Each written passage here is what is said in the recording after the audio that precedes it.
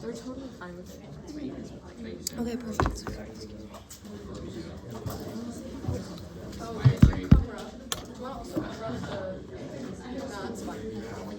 It's fine. She doesn't stand for a problem there, but that's not you're not.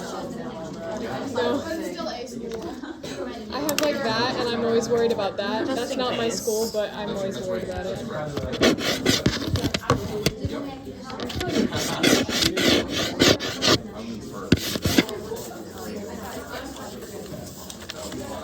Oh, that's like.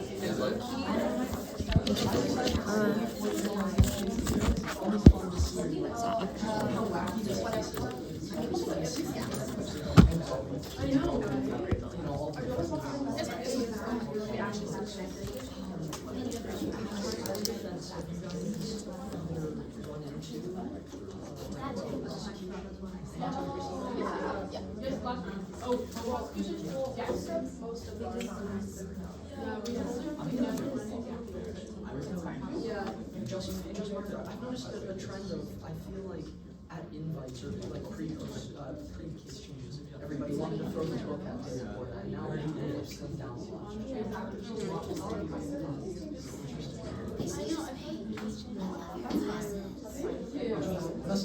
I saw them up there and I was like, they're so cute. Are they being person or are they just? No, that's round, so I get that. I love just the bit where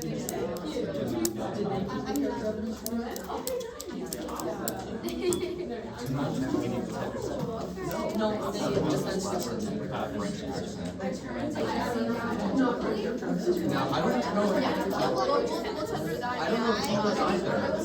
But he killed it. Yeah. And he was like, throwing his dramatic. Yeah. they're cute though. Do you work They're recording with us too as well. Yeah, let me just make sure that we remember.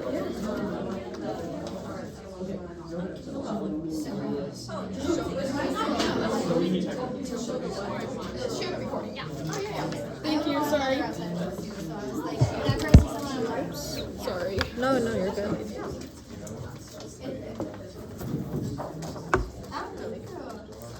The magnet. In case I lose this, I'm just gonna. Oh. That's so smart. That's fine. Wait, then I'll leave it in your purview. Just show tattoos, yes. I have standards.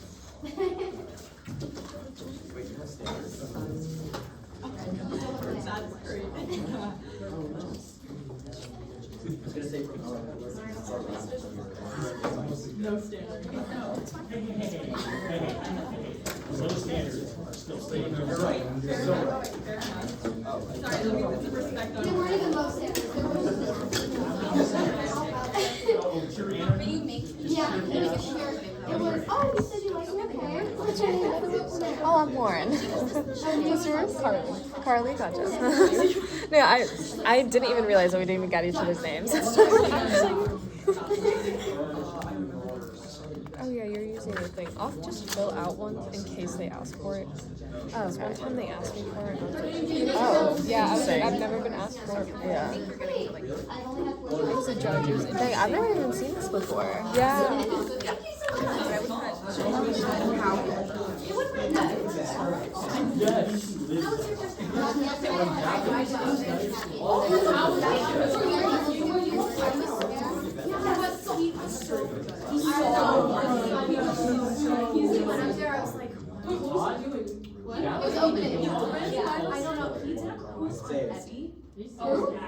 Suleiman Vibes said.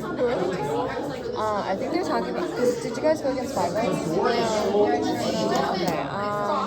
I don't know. I think somehow they're talking about Vibes. Oh, Sam did. I didn't. Gotcha. They were like, you should have cried more. I said, no. Totally still. Defensive round, he was like, yeah, I was gonna go to sleep unless I heard some crazy things. And I'm like, damn, Carly's gonna feel no way. Dude, I Yeah, thought for it Jonah, like, I was like, Is it about you calling me an analyst? no, it's about he's like, that's amazing. You are dead to the world. Thanks, Emma. At all. I'm a very rigid sleeper, yes. I stay on my side of the bed. I respect boundaries. No, it was crazy. Yeah, I didn't think that was a bad thing. No, honestly, you are. I feel like that's what everyone dreams of their like they hope that the person. I take that as a compliment. Yeah. I'm gonna take that as a compliment. No, yeah, I grew up with like a sibling where like we would always like try to take the blanket from each other. So, oops. Twin, and she will totally like toss and turn. So Oh I think shit! Like identical, fraternal. Gotcha. Yeah, my brother, he's like 5 years older. So like when we were younger, we would bicker so much. I don't understand how it is. Like people without siblings don't get it. Yeah. Like I hated her, but also at the same time I loved her. Exactly. I didn't really hate her. Yeah. Like I don't text her or her. I don't text him like ever. But then when he does text, like I'll respond right away. You know. Yeah. Yeah, I texted my brother like Happy National Brothers Day, and he was like, thanks. Honestly, my brother would probably just like the message and just leave me on red. Be nice here. All your guys' fits are amazing. I'm not gonna lie. Like okay, my the suit that I wore last tournament, I got like a stain on it or something, and so I spent like so long trying to get that out this morning that I was just like, I give up. They're all very clean together, and then I was like freaking out in the morning, like trying to Get it out. We might have stain remover in one of our bags. We might have stain remover in one of our bags. Honestly, I abandoned it. I was just like, You're like, well, I'm done. we're just gonna talk it out. He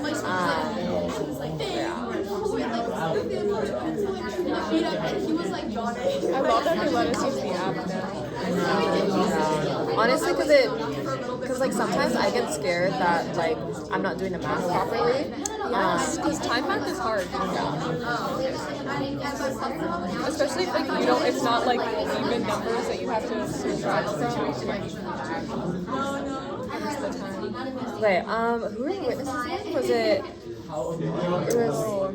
I'm on defense. I think it was like Berg. It's definitely Burke. Oh, Yeah. it's Burke, Wen, and then Nova? Is that a prosecution witness?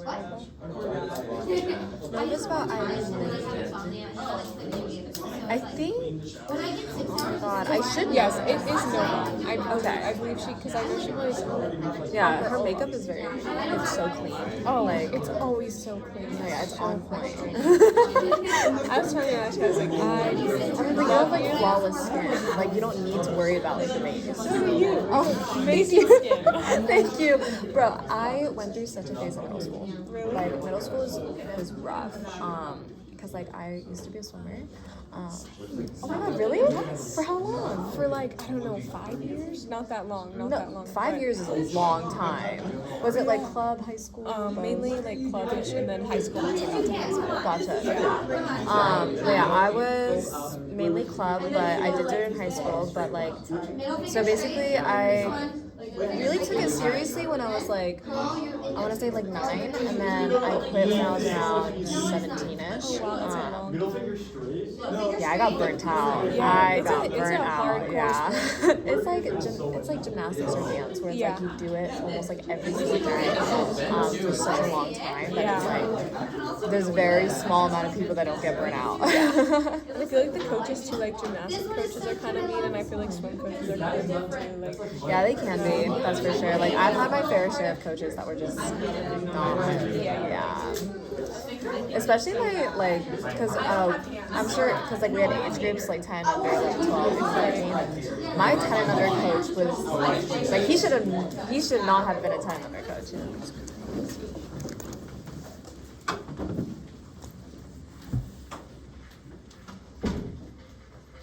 All right, thanks everyone. You may be seated. I'd like to ask if you guys have any conflicts. Anybody in the room you recognize? Not here. No, I don't think so. Perfect. I'll let you guys know as soon as we have the all clear. Thank you.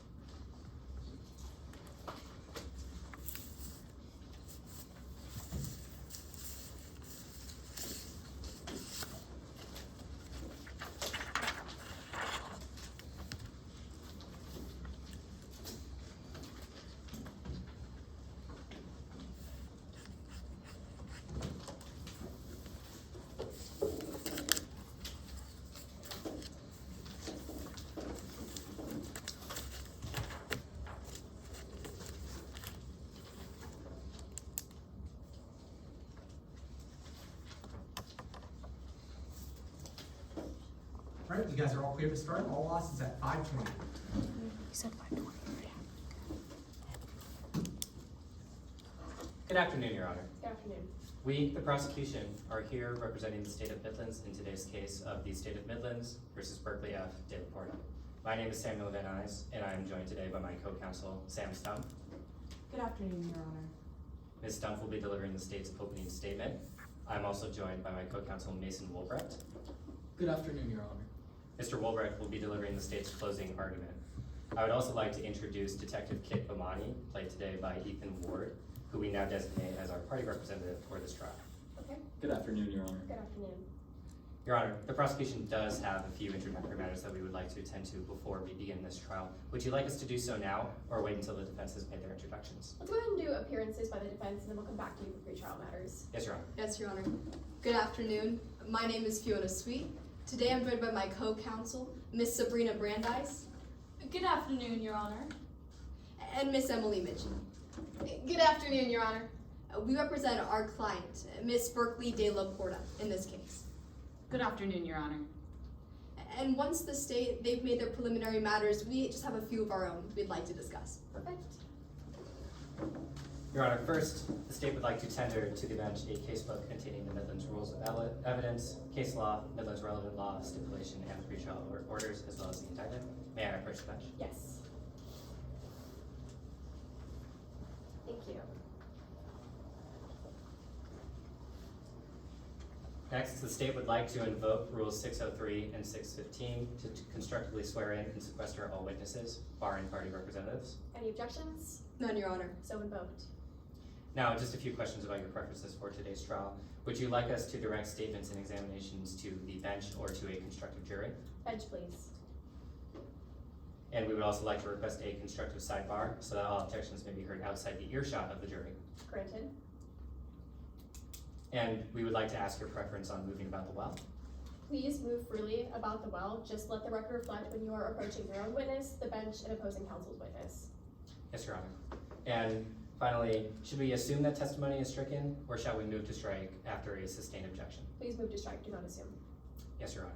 With that, the state is ready to proceed. All right, thank you.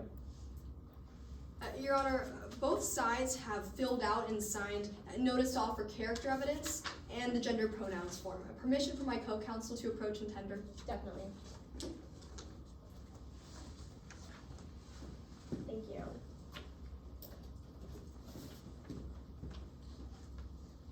Your Honor, we would also like to direct the court's attention to a piece of relevant case law. I believe you can find it in that bench book. Point of order, Your Honor. According to Special Instruction 25 of this case, any reading of case law should be deducted from the party who is reading the case law's direct statement time. Okay, it does look like that's the case under that. So take it out of direct time then? Sure, Your Honor. Okay, let me go ahead and get to case law then. Give me just a second. We'll start the time once I get to case law. Okay, which case law? State v. Cawthon on page 2, the bottom. Got it. All right, time start. Perfect. Your Honor, under State v. Cawthon, it simply says knowingly purchasing, taking possession of stolen property. It's not engaging in wire fraud. It's not enough to prove the offense of wire fraud. Okay, The state agrees with this understanding, Your Honor. perfect. All right, reflected on the record. Stop time. Yes, Your Honor. With that, the defense is ready to proceed to opening statements. All right, thank you, defense. Let's go ahead and proceed with openings. May I settle the demonstrative in the law? Granted, yes.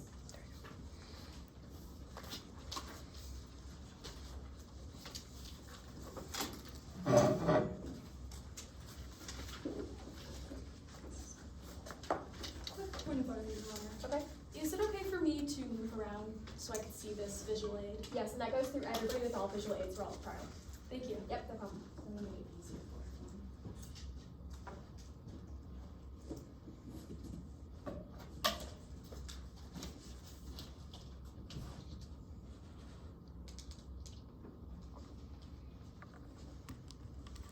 May I proceed? Yes.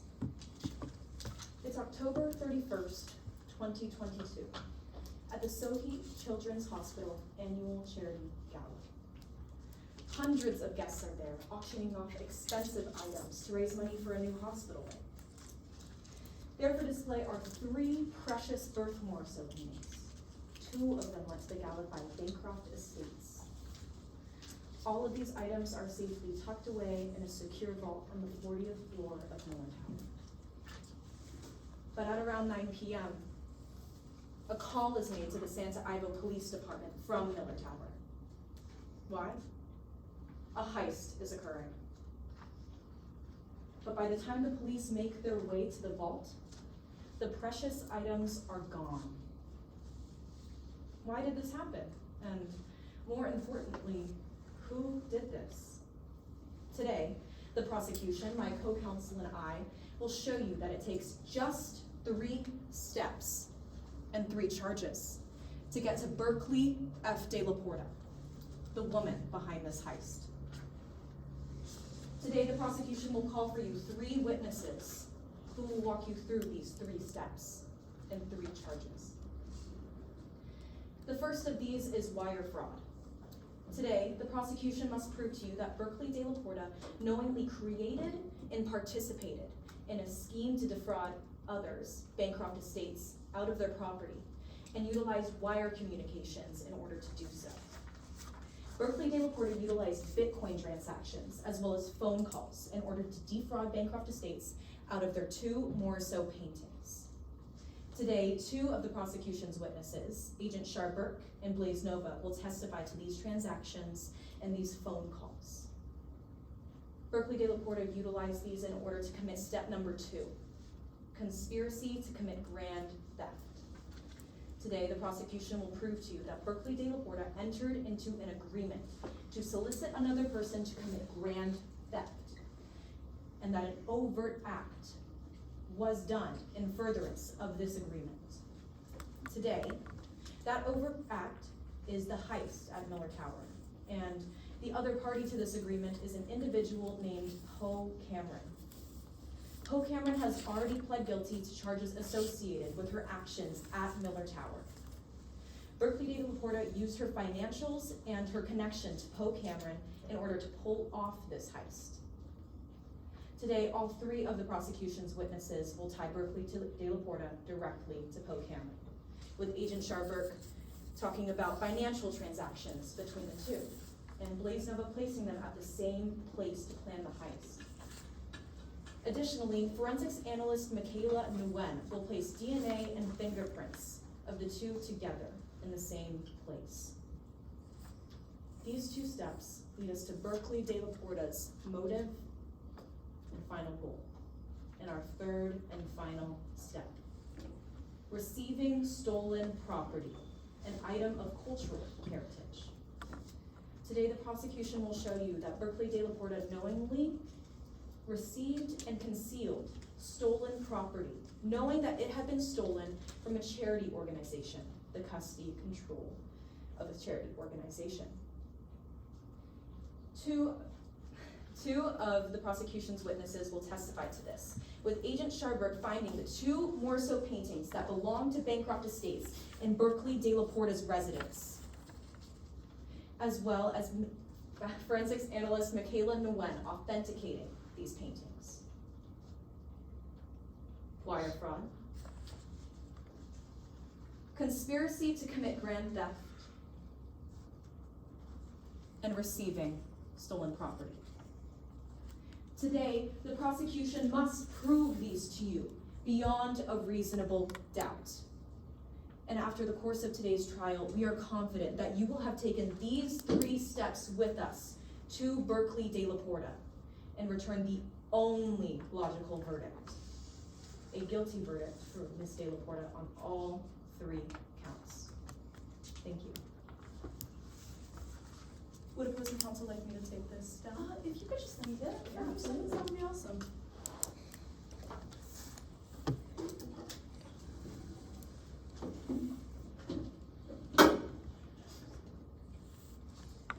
May I proceed? Yes. They didn't need help. They didn't need her. The prosecution just got up here and they told you all about this big heist at Miller Tower. But what the prosecution didn't tell you is that this heist started weeks before, when the Sohai Children's Hospital circulated 2 documents.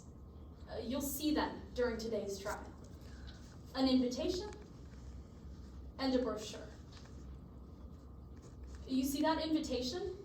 It contains a schedule for the gala. It told the robbers to be at Miller Tower on the 40th floor at 6:30 p.m. and to wear a Halloween costume. And that brochure detailed the prize. It told the robbers that there was $25 million worth of items just sitting in that vault. Members of the jury, those 2 documents told the robbers the time, the place, and the prize. $25 million. And the best part? It's Halloween night. They could wear any disguise they wanted, and no one would look twice. They didn't need help, and they didn't need her. When the prosecution chose to accuse Ms. de la Porta of conspiracy to commit grand theft, wire fraud, and receiving stolen property, they took on the highest burden in our legal system. They have to prove to you today, beyond a reasonable doubt, that Ms. de la Porta committed all 3 of these charges. Now, one of these charges can be a bit confusing, so I'd like to point it out to you. Because the prosecution, they talked a lot about 3 charges, 3 steps. But it seems that they forgot the 3rd step in wire fraud. Because wire fraud isn't just creating a scheme. It's not just using wire communication. They also have to prove to you today an intent to defraud. But they're not going to be able to do this because of 2 key facts. First, the robbers didn't need help to commit that heist. And second, the investigators, they needed Ms. de la Porta. Let's take those one by one. First, those robbers didn't need help to commit this heist. You see, the prosecution, they got up here and they told you that those robbers, they needed Ms. de la Porta, that she gave them inside information. But you're going to learn today that the simplest explanation for how those robbers got that information has nothing to do with Ms. de la Porta. So you're going to hear from a planner for that gala, Miss Cypress Cosmos, and a caterer for the gala, Miss Parker Orlock. They're going to tell you that when they did the security walkthroughs on the site of the gala, dozens of people were present. And it's not just those dozens of people that had access to information about how to get into that vault. Because you're gonna learn that there was an article that detailed exactly how to get into that vault. An article that was open to the public, widely available. Anyone with a Wi-Fi connection could read that article and learn exactly how to get into that vault. They didn't need help. But those investigators, they needed someone to blame. They needed to arrest someone. So they turned to Ms. De La Porta as a suspect. You're gonna hear from an expert in investigative analysis. She's gonna take the stand and she's gonna tell you that those investigators, they targeted Ms. De La Porta as a suspect. That they never considered a single alternate suspect or explanation. And never considered that they didn't need her. Members of the jury, today we're asking you to do what those investigators couldn't. To consider alternate explanations. We'll ask that you review the evidence that those robbers had access to, and you'll see that they didn't need help, and they didn't use Ms. De La Porta. That's why at the end of this trial, my co-counsel, Ms. Mitchie, is going to stand right here and ask that you find Ms. Berkeley De La Porta not guilty.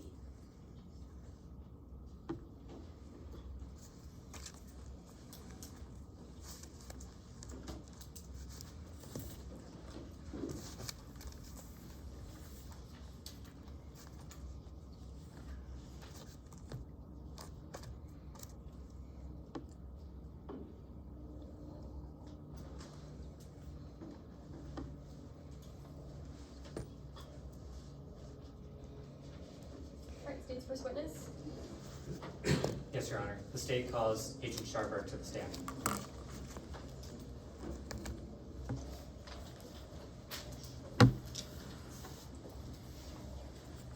Permission to deconstruct this demonstrative for the time being.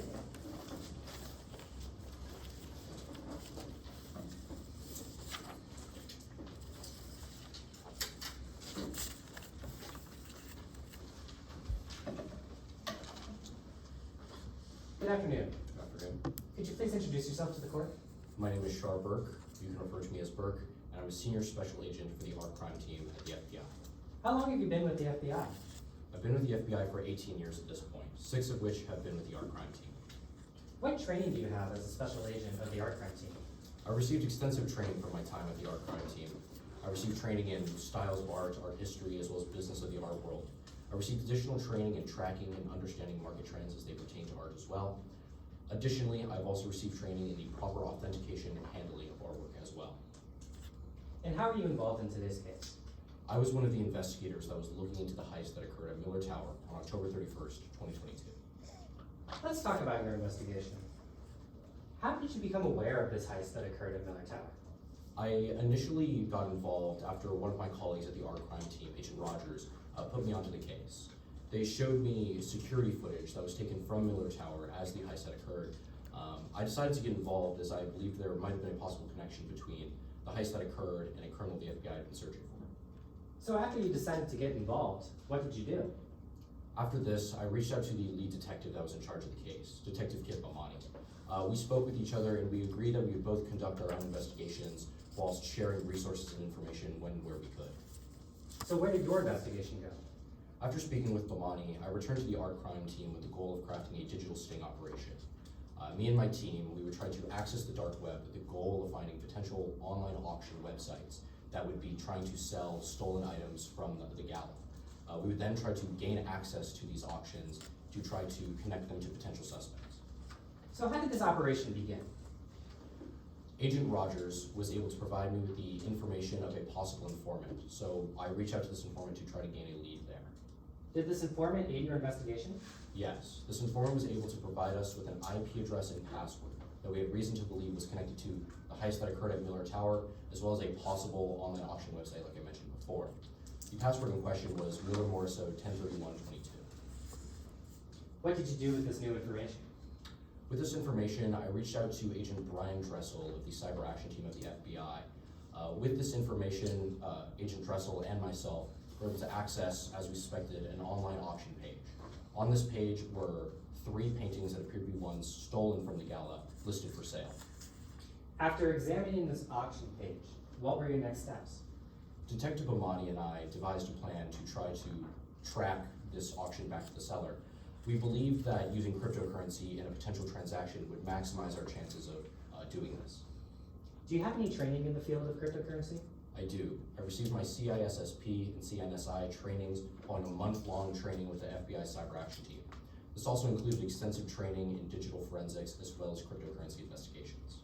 So what makes cryptocurrency useful in digital forensics? Every transaction that is made with cryptocurrency or Bitcoin is traceable and trackable. All transactions made by users are listed publicly in an order for anybody to view. If a user who just recently underwent a transaction wanted to turn their cryptocurrency into regular government currency, they would have to cash out into their real bank account. When a user cashes out, it creates a checkpoint that investigators like myself can try to access via warrant to see where it connects to. Is this method considered a standard in your field? Yes, me as well as all other members on the art crime team utilized this in this case and has been peer reviewed by multiple sources. Was this method applied reliably in your investigation? Yes, it was. So how did you enact this plan? Using funds that were provided to me by my supervisor at the FBI, Agent Dressel was able to, again, access this online auction and successfully win it. Shortly after the auction had concluded, our informant received a phone call from the seller that Agent Dressel and myself listened into as it occurred. What did this phone call reveal? The seller told our informant that they must place the required cryptocurrency within the seller's Bitcoin wallet within 24 hours after the auction had ended. Did you follow those instructions? Yes, we placed the cryptocurrency into the seller's wallet as instructed, which we then started referring to as Wallet A. After the cryptocurrency was placed into Wallet A, what happened? I recall that the cryptocurrency placed within Wallet A transferred between multiple other Bitcoin wallets as the hours progressed, which we named alphabetically as they went. The cryptocurrency kept transferring before splitting off and ending up at 2 distinct wallets, Wallet E and Wallet F. The cryptocurrency placed within Wallet F was withdrawn immediately before we had the chance to gain a warrant and access it. Whilst the cryptocurrency in Wallet E did stick around long enough for us to be able to gain a warrant and see where it connected to. What did you discover about Wallet E with this warrant? I recall that with this warrant, Wallet E was connected to the bank account of a company called Burnsteel Limited. Additionally, it listed that this company was owned by Memphis Rains and Poe Cameron. Your Honor, at this time, I'd like to offer the state's understanding of Supplemental Stipulation 1 of this case, Okay. in which Poe Cameron pled guilty to 3 charges for their role in the heist that occurred at Miller Tower on October 31st, 2022. Is that your understanding of the stipulation? Yes, it is, Your Honor. All right, reflected in the record. Did you investigate Burnsteel any further? Yes, with this same warrant, I was able to see that, I recall seeing that Burnsteel Limited had multiple transactions with a company called Goodspeed Industries. Goodspeed being a subsidiary of the greater MSIG company. Additionally, Burnsteel had multiple transactions with another company called Matchstick & Sons, which was a subsidiary of Goodspeed. After finding out this information, I then requested a warrant for the financials of Goodspeed. What did this warrant reveal about Goodspeed? I recall that with this warrant, I was able to see a full list of the financials as well as the corporate board members for both Goodspeed and Matchstick & Sons. With this information, I was able to rule out all the corporate board members as potential suspects, except for one, Who was this person that you suspected? Berkeley De La Porta.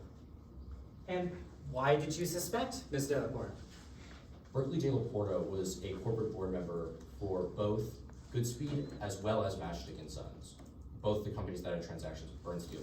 Additionally, Berkeley De La Porta was the primary owner of the MSIG company. Additionally, they had connections to Miller Tower and the gala being held there, as well as our FBI profile. Objection, Your Honor, as to a lack of foundation. May I be heard? Yes.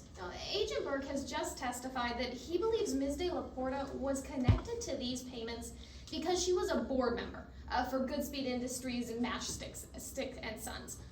We haven't heard any foundation that board members of those companies actually have access to the financials, have the ability to make payments.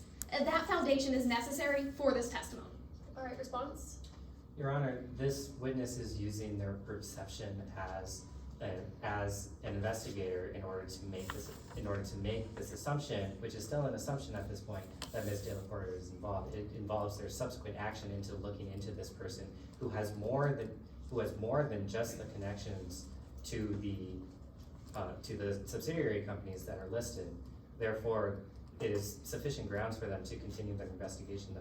And if defense counsel wishes to go into the matter of if the board members have access to the financials, they are more than welcome to do so on cross. Response, Your Honor? Yeah. Yes, Your Honor. For Agent Burke to testify that it is his expert conclusion that Ms. De La Porta was involved in these payments, he needs to lay the proper foundation that board members actually had access to the financials, as that is the support that he's bringing for his claim. Yeah, I tend to agree. I'm gonna sustain the objection. Yes, Motion to strike all relevant testimony. Yes, if you wanna lay that foundation, you can go ahead and try again, but I'm gonna strike it until further notice. Yes, sir. Were there any additional reasons why you suspected Ms. De La Porta? Well, like I had mentioned, Berkeley De La Porta was a corporate board member for both Matchstick & Sons and Goodspeed. Additionally, they were the owner of the overarching MSIG as well. Additionally, they were connected to the gala that happened at Miller Tower. They were one of the planners for this event, as well as they matched certain characteristics of our FBI profile. So what did you do with this information? I reached out to Detective Bomani with my findings. Detective Bomani agreed that there was probable cause that possibly linked Berkeley De La Porta to this crime. They then requested a warrant for the residence of Berkeley De La Porta. Let's move to the execution of that search warrant. Did you execute this warrant with Detective Bomani? Yes, I did. What was found at Ms. De La Porta's residence? I recall that upon searching Berkeley De La Porta's residence, we found what appeared to be 3 of the Morrisseau paintings that looked like ones that were stolen during the heist. We found a cell phone that was labeled Miller Tower. Additionally, I recall that Detective Bomani found what appeared to be a red key fob. Was any evidence recovered from this cell phone? Yes, we were able to recover records of calls that had been made to this phone, or call logs. How are these call logs obtained? Upon receiving the phone into our custody, FBI technicians were able to access it and take subsequent screenshots of the call logs that were left on the phone. Would you recognize one of those screenshots if I were to show them to you? I would. Let the record reflect our approaching opposing counsel was marked as Exhibit 14. May I approach the witness? Your Honor, would you like a copy for reference? I would, thank you. I've just handed you Exhibit 14. Do you recognize this exhibit? I do. Could you briefly describe it? It is one of the screenshots taken from the phone found within Berkeley De La Porta's residence. Is this record a fair and accurate copy? It appears to be. Has it been altered in any way? I do not believe so, no. Your Honor, at this time, the statement of stand Exhibit 14 is evidence.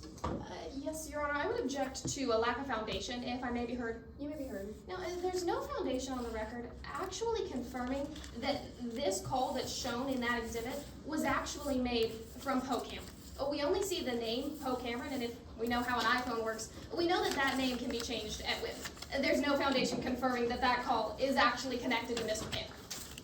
All right, response to that? Yes, Your Honor. According to Rule 901 in the Midlands Rules of Evidence, 901 prong A, my apologies. According to Rule 901B1, the following is an example of evidence that satisfies a requirement for authenticating or identifying evidence, which is testimony of a witness with knowledge. And this is testimony that an item is what they claim it to be. The witness has testified that this is a screenshot that came from the phone that they recovered at Ms. De La Porta's property. It was sent away to a different team. They obtained those screenshots and they were sent back to them. If the opposing counsel wishes to cross on this matter to see if they actually came from somewhere else, they are more than welcome to do so. But at this time, the witness has laid sufficient foundation for what this exhibit is and where it came from. All right, response to that? Yes, Your Honor, if I may direct your attention to a piece of case law. Okay. It should be on page 6, and it's the last case, Ginger versus Heisman.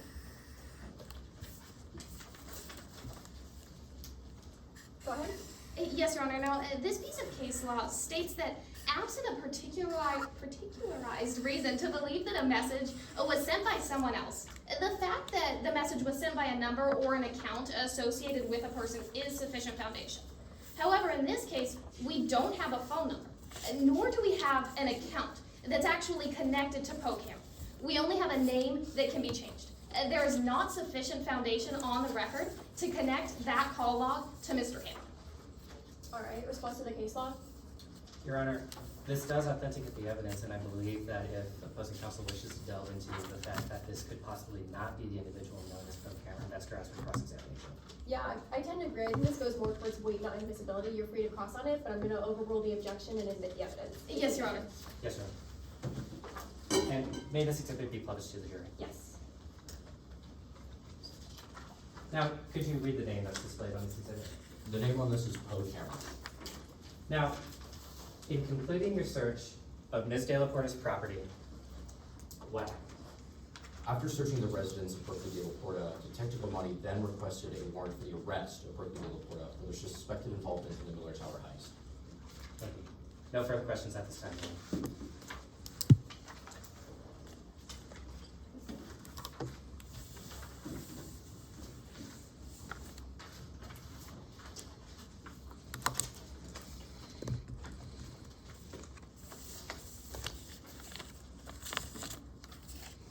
Cross-examination, Your Honor. Please proceed.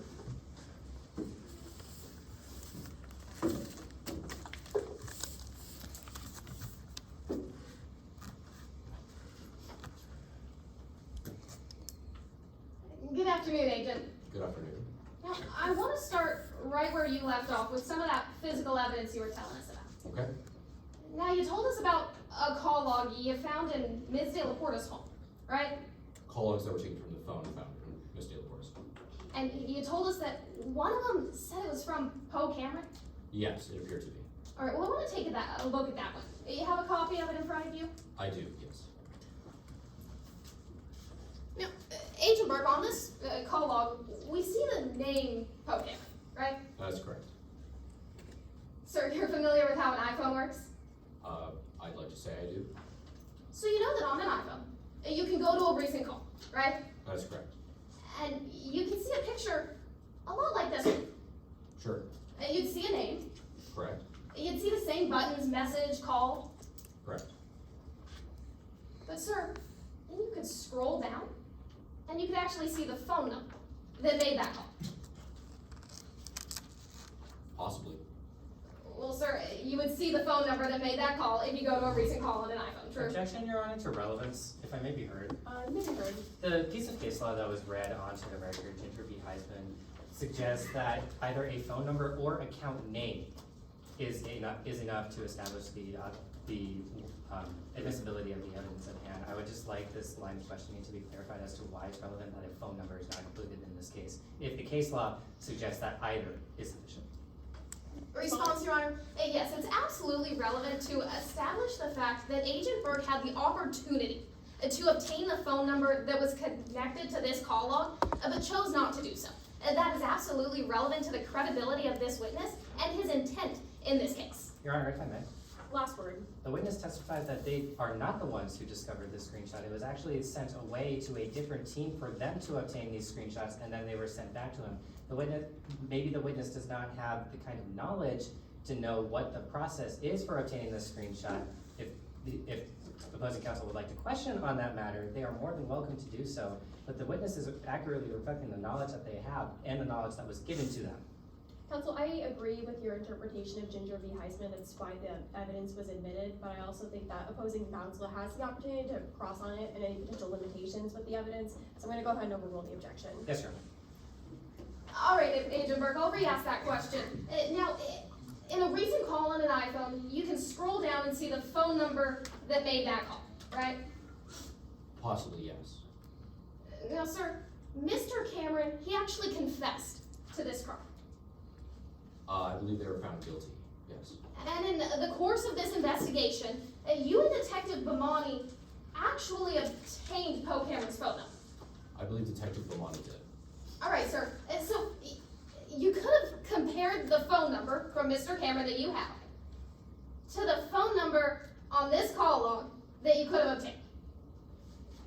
I was strictly working with the screenshots that I was given. As the screenshot does not contain a physical phone number, I was not able to do such a thing, no. Detective, you're one of the lead investigators in this case, right? I was, yes. And you're leading your officers under your command? On the art crime team, yes. Certainly you can ask for more evidence.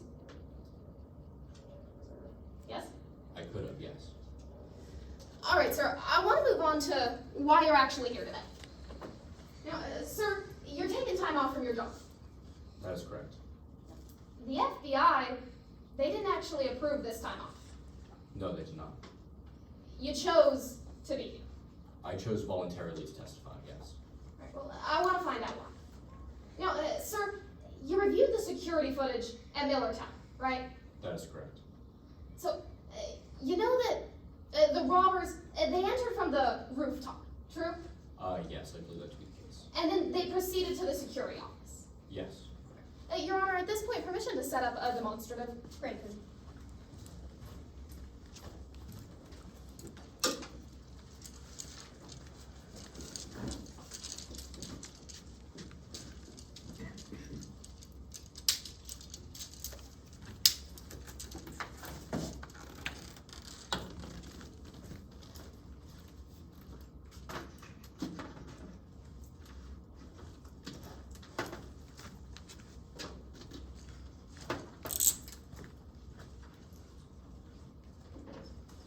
All right, Agent. So the robbers, they entered through the rooftop stairs, right? That is correct. Your Honor, may the record reflect that I've just marked Exhibit 3, which has been pre-admitted into evidence, the rooftop stairs with a red circle. Reflected.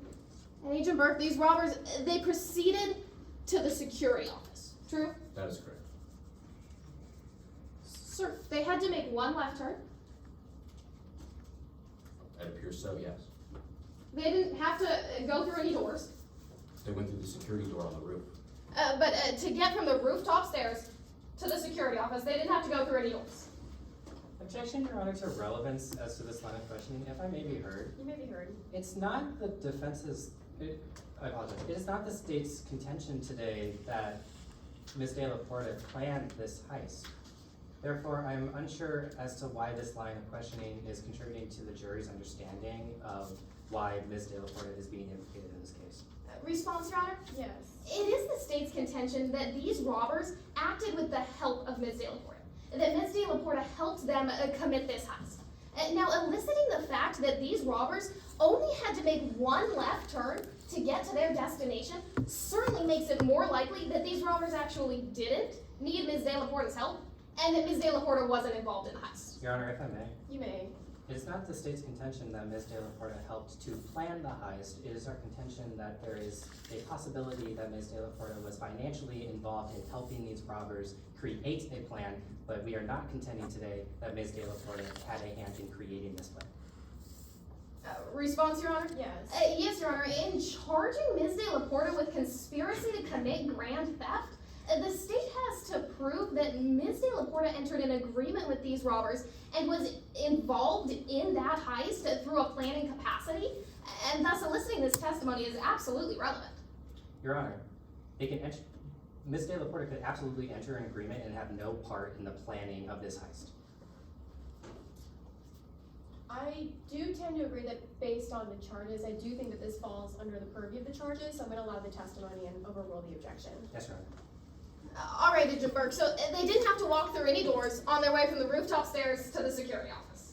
That's not true. Sir, after they got to the rooftop stairs, went to the security office. No doors. There's a door right there on that diagram. Yes, but after they got into the rooftop stairs, they went to the security office, and they didn't have to enter any doors. Then which they encountered a door leading to the security office. Absolutely. Then they entered the security office, true? Yes, which was closed via a door. All right, sir. So they didn't have to enter any passwords to get into that door? Not to my knowledge. Well, sir, after they got to the security office, they proceeded to the vault, right? That is correct. And that vault, it required a few more steps. Yes, it did. It required a retinal scan I believe so. and a biometric scan. Yes, or at least that is what is reflected via the camera footage.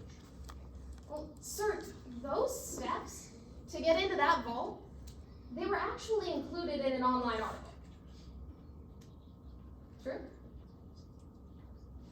I'm not sure I follow, counsel. Well, sir, the steps to get into that vault, the retinal and the biometric scan, they were included in an online article that you read. Objection, Your Honor, to best evidence. You may be heard.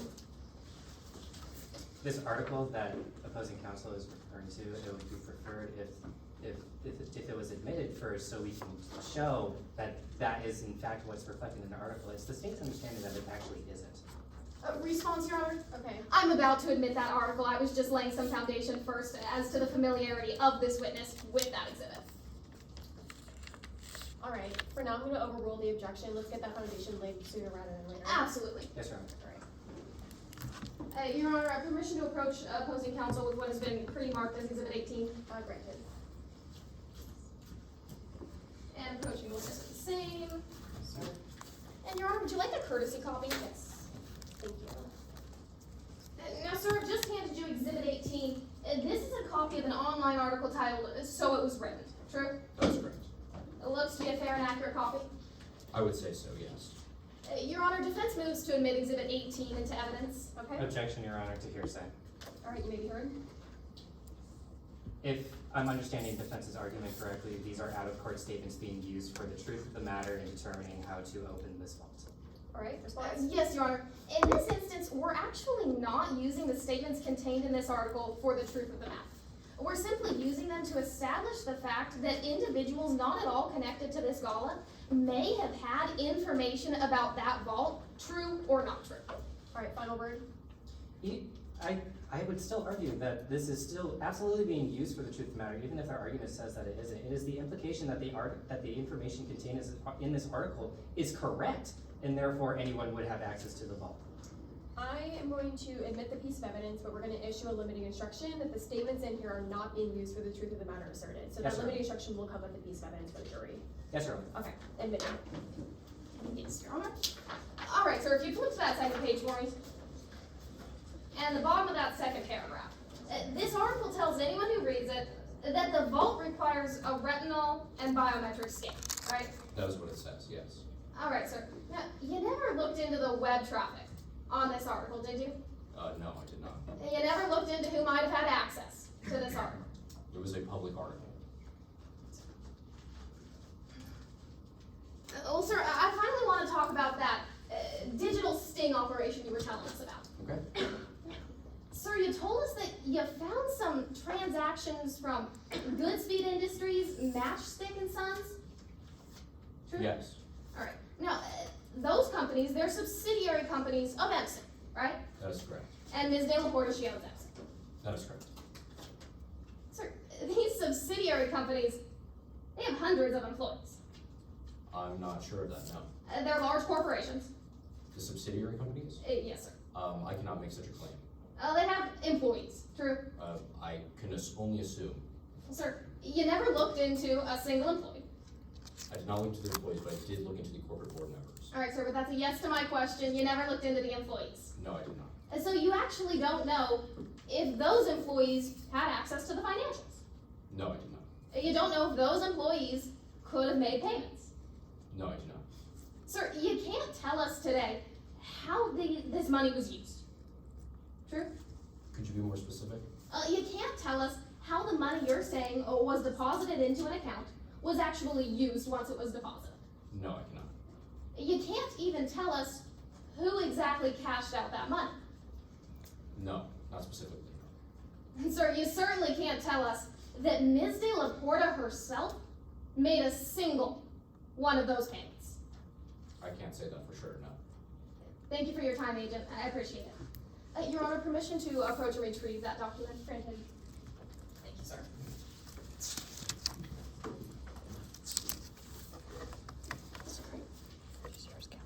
And brief point of order, would you like me to take this down? I'm not sure what your plans are for redirect. Oh.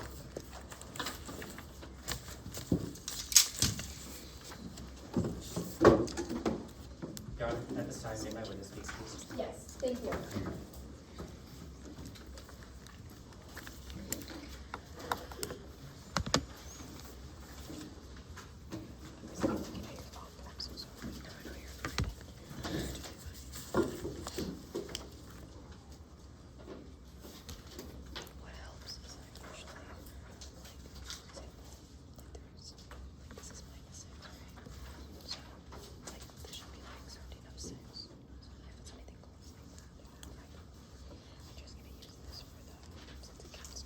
State calls Blaze Notice the same. Okay.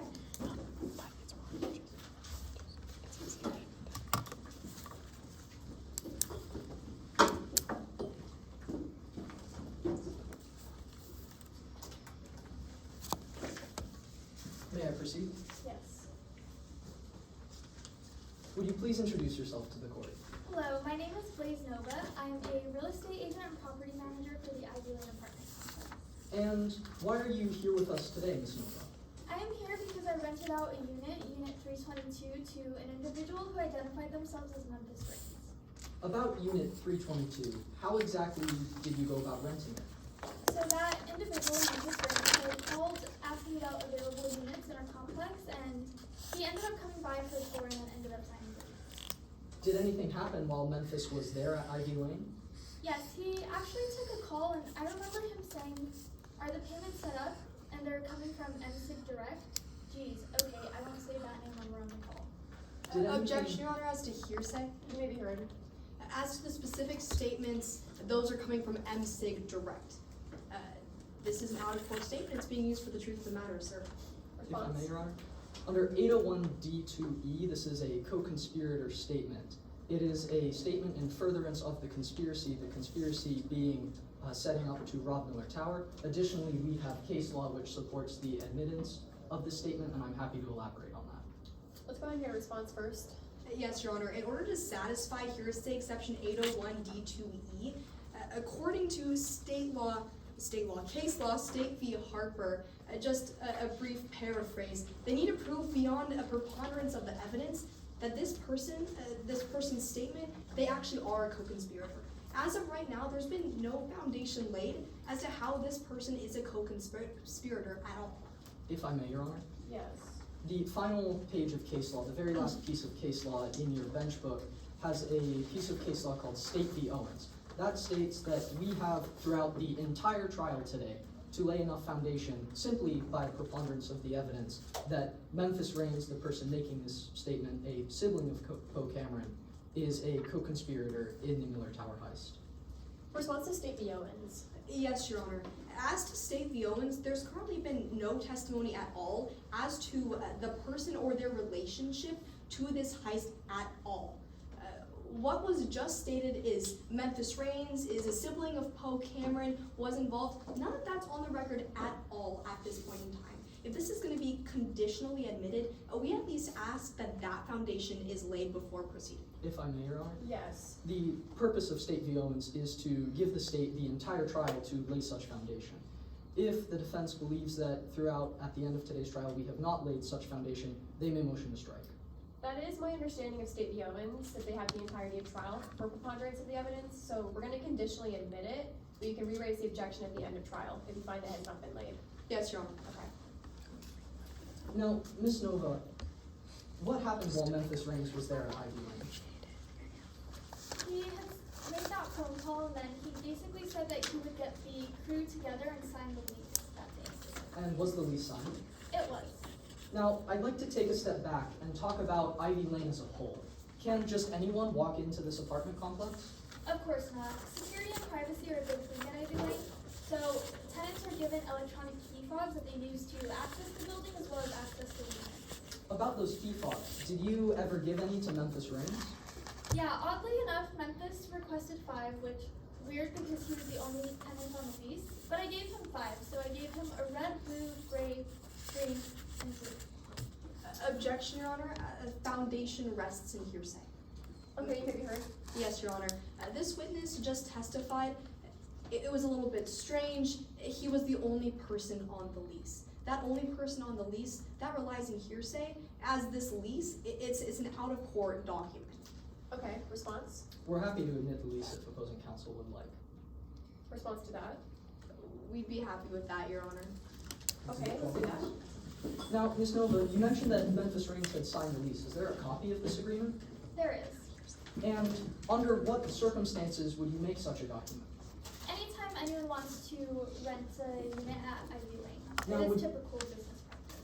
Would you recognize this lease if I was to hand it to you? I would. Let the record reflect I'm approaching opposing counsel with what has previously been marked as Exhibit 12. Looks good. Fantastic. Approaching the witness. And would your honors like a copy? Yes, thank you. Now, what document did I hand you? This is the lease agreement for Ivy Lane, the Unit 322 with Memphis Rains. At this time, is this a true and accurate copy of that lease agreement? It is. Your Honor, at this time, the state offers Exhibit 12 into evidence. Alright, response? No objections, Your Honor. Alright, it's admitted. So, about those key fobs, did you give any to Memphis? Yes, he requested 5, and I'm sorry, I misspoke last time. I remember I gave him a gray, green, purple, blue, and red fob, just so it can make it easier for him to differentiate among them. Was this odd in any way? It was, like I said, he was the only individual on the lease, but I strive to make my tenants happy, so I did oblige and give him fobs. Now, about these different colored key fobs, did you ever see people around Ivy Lane with them? I did. I always saw Memphis with the purple fob, and I also ran into a few times the people with the gray and green fob, but I never came to know their names, unfortunately. Now, you've mentioned 3 key fobs so far. Did you ever see someone with the blue key fob? I did. I ended up recognizing that individual as Poe Cameron. And we've spoken about 4 key fobs so far, but did you ever see someone with the 5th red key fob? Yes, or at least I'm pretty certain I have. Well, who was it? It is Miss Berkeley de la Porta. She is such a businesswoman, and I look up to her, such an icon. Objection, Your Honor, is to a lack of foundation. Alright, you may be heard.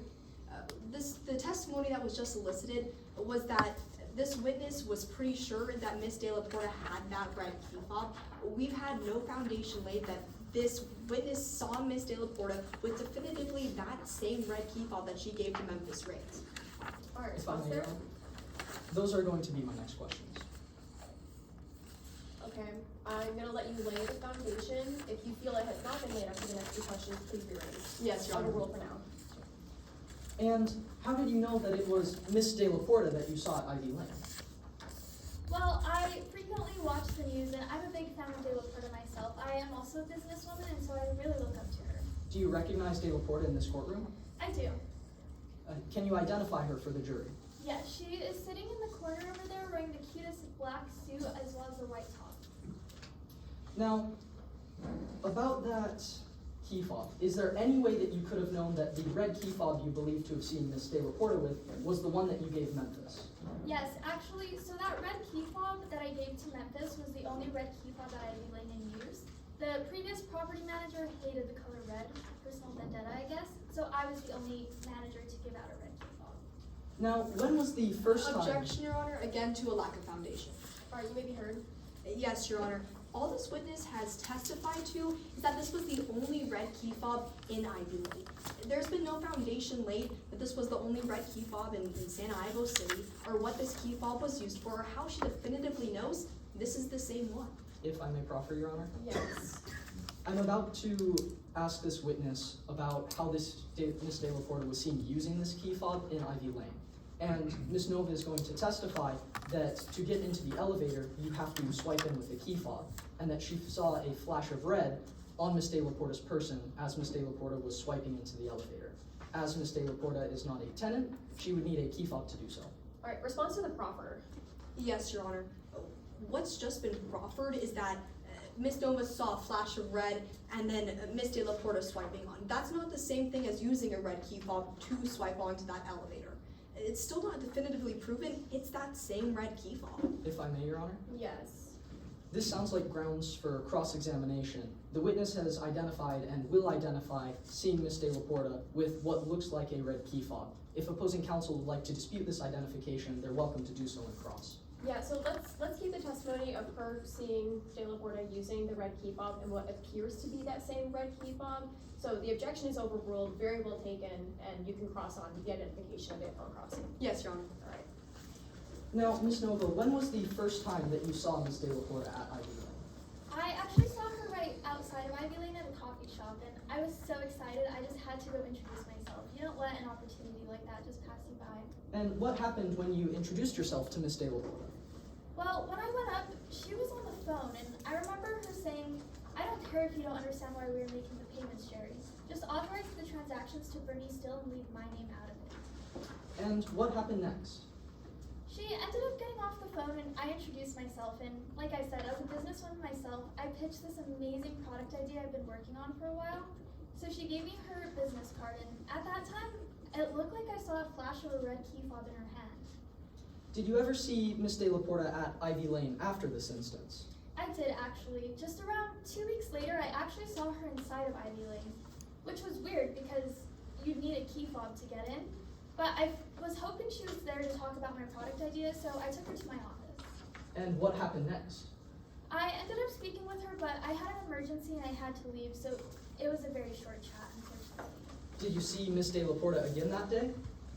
Yeah, oddly enough, I ended up forgetting my keys, and I ran back inside, and that's when I saw Miss De La Porta heading towards the elevators with that same red key fob that I saw before, and it looked like she was swiping into the elevator. Objection, Your Honor, as to a lack of foundation. You may be heard. Yes, Your Honor, this witness just testified she saw Berkeley De La Porta swiping into the elevators with that red key fob. Per your previous ruling, this witness was instructed to keep her answers to like a red key fob, or not specifically connecting that swiping in with the red key fob itself. All right, response there? I'm happy to amend the witness's statement. Yeah, let's keep it to what appears to be that red key fob. So let's keep it under that purview. Motion to strike? That specific wording, yes, we'll strike that. So sustained and stricken. Yes, Your Honor. So, Miss Novo, what do you believe to have seen Miss De La Porta do at the elevator? It appeared like she was swiping in with what looked like a red key fob. And would you recognize a picture of the type of key fobs you hand out at Ivy Lane? I would. Your Honor, at this time, approaching opposing counsel with what has previously been marked as Exhibit 11. Approaching the witness with the same. Would Your Honors like a copy? Yes. Thank you. Now, Miss Nova, what did I just hand you? This looks like the red key fobs that we use at Ivy Lane. Is it a true and accurate depiction of the type of key fobs that you handed to Memphis Reigns? To my knowledge, yes. Your Honor, at this time, the state offers Exhibit 11 into evidence. No objections, Your Honor. Entered. Now, I want to talk about the last time you saw any of these people at Ivy Lane. What day was that? That would have been on Halloween night, so October 31st of 2022. And when specifically did you see them? It had to have been just a little bit after midnight. Who specifically was there? Well, I heard the person that I identified with the gray key fob, as well as Memphis and Poe Cameron, they were approaching Unit 322's door. It looked like they were carrying Memphis, and Memphis had this big, large red blood stain on his shirt. Objection, Your Honor, as to a lack of foundation. You may be heard. As to how this witness knows that the people walking up to that room were in fact the people with the gray, and I believe the green key fob. Response there? That's grounds for cross-examination, Your Honor. Response there? Yes, Your Honor. We'd ask that opposing counsel lay that testimony as to how this witness knows. She simply said that these were the people that had that gray and that green key fob. We need to understand how she knows that. Let's have a little more foundation as to how she knows that those people have the key fob. So I'm going to sustain the lack of foundation objection. Yes, Your Honor. Yes, Your Honor. So, how did you know that these were the people you saw? I know because I've interacted with these people on numerous occasions, and I've also come to recognize their voice as they come in and out of Ivy Lane. And just to clarify, it's not the person with the gray and green fob. It would be Memphis, who had the purple fob, as well as Poe Cameron, who had the blue fob, and then the gray person, I didn't know their names, unfortunately. And what happened after you saw them? Well, I noticed that they were also on the phone, and I could hear someone in a very loud and angry tone. Who do you think you heard on the other end of this phone? To me, it sounded an awful like Miss De La Porta. And what did Miss De La Porta say while on the phone? She's in a very loud and angry tone. I remember her saying, "Are the packages secure? You idiots seem to have blown the job by leaving blood everywhere. Did you at least get what I asked for?" Now, what did these individuals do after you heard this? They entered the unit, and I ended up leaving. Now, did you ever bring any of this information to the police's attention? Yes, I actually called them to see if I had any relevant information to offer. And did they come to Ivy Lane? Yes, I remember it was Detective Kipamani, Agent Sharp Burke, and then a person who said their name was Gwen. Did they find anything while they were there? They did. In the washer dryer area, they found some dirty rags that looked like they had dried blood on them, as well as some dirty dishes in the dishwasher. Did anything else happen while the police were at Ivy Lane with you? Yes, they also showed me a phone call log. Your Honor, would you recognize a picture of this phone call log if I was to show it to you? I would. Approaching opposing counsel with what has previously been entered into evidence as Exhibit 14. Approaching the witness. Would your honors like a copy? Yes. Thank you. Now, Ms. Nova, what did I just hand you? This is the same screenshot of the phone call log that the police had showed me. Is it a true and accurate depiction of that screenshot you were shown? To my knowledge, yes. Now, who does it say this phone call's from? It looks like it says it's from Poe Cameron. And is there anything else significant you notice about this phone call log? Yes, so the timestamp says 12:21 a.m. and that would have been the same time or around the same time that I had seen those individuals outside of Unit 322 making that phone call to who I thought was Berkeley de la Porta. No further questions at this time, Your Honor.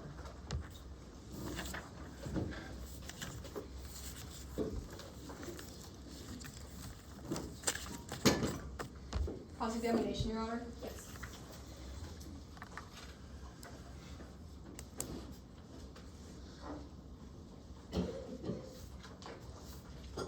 Good afternoon. Good afternoon. I just have a few questions to ask you. I'll get you right back to, I believe you're very busy property managing. Yes, I'm also trying to get that product idea as much as I can. Good luck with that, ma'am. So I wanted to start off where you left off during your direct examination. You told us about a quote. You told us what was by Miss De La Porta, just authorize the transaction to Bernie Steele and leave my name out of it. Is that correct? Yes, that's what she said when I approached her. I just want to make a few things clear for the members of the jury. Ma'am, you don't know why Miss De La Porta said this, do you? No, I couldn't tell you the context. You're aware that Miss De La Porta, she's a very successful business owner. Yes, she is exactly who I aspire to be in business. And she's got a lot of resources at her disposal. She does. She's in charge of many subsidiary companies. I can't tell you exactly Objection, what Your she's Honor, in to charge of. lack of personal knowledge. You may be heard. There's been no foundation laid to how my witness would know specifically the days-to-days of the defendant's operations and her businesses. Okay, response? Yes, Your Honor. This witness has previously testified. She's heard Miss De La Porta on the news.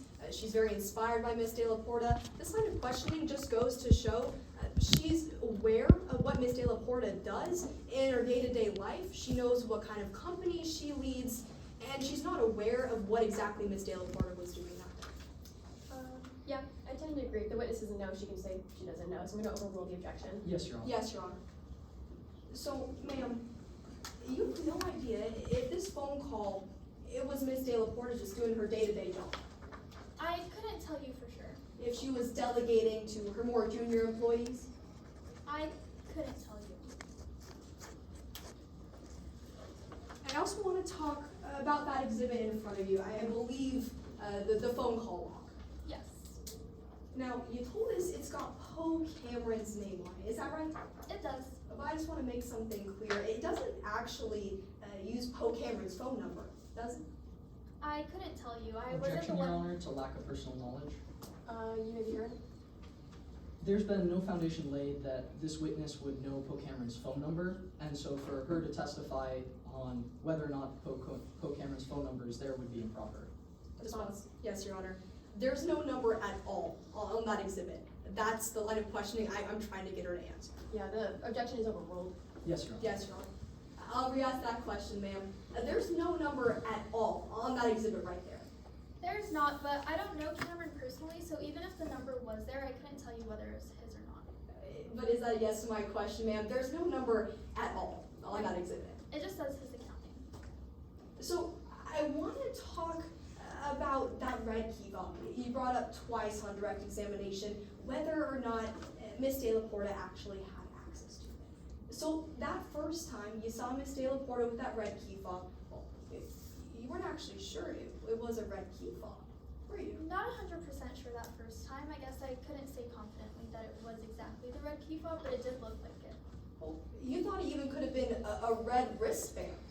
Yeah, the first time I saw it, it just came out so fast that I couldn't really tell, but it did look like the key fob. Well, that second time you saw Miss De La Porta, you also saw that flash of red, didn't you? Right, but that time she was inside Ivy Lane and you need that key fob to access the building, so it made more sense that time that it would be the red key fob. But ma'am, you can't tell us today she used that red key fob to get into Ivy Lane, can you? Not 100% sure, but as a property manager, I'm just making conclusions based on what I know of how to access the building. But ma'am, that's a yes to my question. You can't tell us that she used that red key fob to get into Ivy Lane? Not 100% sure, but I'm pretty sure I would say. Well, ma'am, you're not sure because you didn't go up and ask her, did you? No, like I said, I was in a rush, unfortunately, so I didn't. You don't even know what that key fob it could have been used for, do you? No, I could not tell you. It just looked like the key fobs we use at Ivy Lane. Well, ma'am, there's probably multiple red key fobs in the nation, right? Sure, I'm just basing my knowledge based on what I saw and what I work with at work. Well, ma'am, there's multiple red key fobs in the state, isn't that right? Objection, Your Honor, to misleading the jury may be heard. Sure. The fact at issue here is whether or not Ms. Nova saw Ms. De La Porta swiping into the elevator with the red key fob, which is needed to access the elevator. The fact that more than one red key fobs exist in the world has absolutely no relevance. Response, Your Honor? Yes. Yes, Your Honor. My line of questioning is going towards that specific red key fob itself and whether or not Ms. De La Porta even had access to it. The fact that there's multiple red key fobs in the nation, in the state, probably in Santa Ivo City itself, it goes to show, well, Ms. De La Porta, she could have had a different red key fob. It could have not been a red key fob at all. There's been no testimony listed that this is definitely a red key fob. Yeah, I tend to think it's relevant and not misleading, so I'm gonna overrule the objection. Yes, Your Honor. Yes, Your Honor. Ma'am, I'm gonna re-ask my question.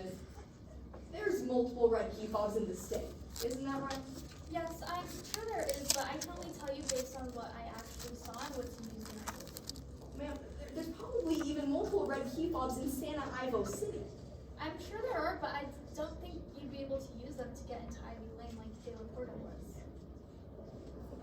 Okay, so ma'am, this red key fob, you can't tell us if Miss De La Porta used it to get into her home? I could only tell you what I assume it was used for. Well, ma'am, I'm not asking what you assume, I'm asking what you actually know. And you have no idea if this key fob could have been used to get into her office. No, I'm not 100% sure, I guess. You don't know if that red key fob could have opened up the room that we're standing in right now, ma'am. No, I'm not sure. I'm just basing my knowledge off of seeing her in Ivy Lane, and you need a key fob for that. So I want to talk about that conversation you told us you overheard on October 31st. Now, when you overheard this phone conversation, ma'am, you weren't right next to the people on the phone, were you? No, I was a few steps away, but it wasn't too loud in the hallway. I could hear what they were saying. Well, ma'am, you weren't just in the hallway, you were all the way down the hallway in a stairwell, weren't you? Well, I was by the door, but I was just around the corner to where I could still hear. Ma'am, you were down the hall in a stairwell behind a door. Isn't that right? Right, but like I said, I could still hear. Well, ma'am, you're telling us you could still hear them, but all you can tell us today is that voice, it sounded like Berkeley De La Porta. Isn't that right? Yeah, it did sound like Berkeley De La Porta. But ma'am, you've only had 2 conversations with Miss De La Porta. Isn't that right? In person, yes, I've only heard her voice twice, but like I said, I frequently watch her on the news and interviews that she's given, so I'd say I could recognize her voice. But is that a yes to my question, ma'am? You've only had 2 face-to-face conversations with Miss De La Porta. Yes, that's correct. So let's talk about why you might still be telling us Miss Berkeley De La Porta was involved in this crime at all. Now, ma'am, you're aware, Miss De La Porta, she's in charge of the planning for the annual So High Children's Gala. I am not entirely sure of that. I know she was responsible for whatever duties she had, but I couldn't tell you exactly what she did. Oh, ma'am, you know she was part of the planning for that gala. I guess that's true, yes. You're aware that it was her vault on the 40th floor of Miller Tower? I would say that I have limited knowledge of that, but I suppose. But ma'am, after October 31st, the media, they made her out to be a villain. Isn't that right? I guess you could use those words. Well, after October 31st, ma'am, the media, they started telling you, well, Miss De La Porta's gala, it was robbed. Isn't that right? Yes, it's a shame what happened to the Children's Hospital gala. Miss De La Porta's vault, the one her company installed, it was robbed. Isn't that right? That's correct. And ma'am, the news started saying Miss De La Porta was the one who did it all. Yes, that's what it said on the news. Ma'am, it wasn't until you saw this news that you thought you had any information to tell to the police. Yes, and after seeing Memphis Rain's picture as well as I rented out a unit to the individual, that's when everything started making sense to me. But ma'am, that's a yes to my question. It wasn't until after you saw all this news making De La Porta out to be a villain that you thought you had any information to tell to the police. I wouldn't say it was just specifically seeing De La Porta. I would say seeing Poe Cameron and Memphis Rain's pictures on the news as well. I had to call the police to see if I had anything to offer. But ma'am, it was only until after you saw this news you went to the police. Yes, after I saw all of the news about those individuals who rented a unit. Ma'am, it was only until after you saw all of this news coverage, that you thought Miss De La Porta was involved at all. Well, I suppose I wouldn't have known without the news coverage done. Thank you, Miss Nova. Your Honor, nothing further.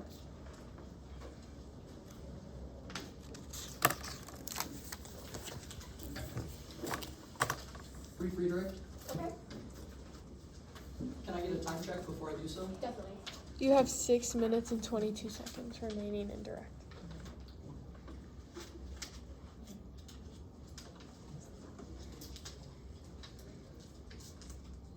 Miss Nova, how does somebody enter Ivy Lane? They have to use one of the electronic key fobs to enter Ivy Lanes. No further questions, Your Honor. Barring recross, I ask that my witness be excused. Is there a recross? No recross, Your Honor. Okay, you may be excused. Thanks for your time.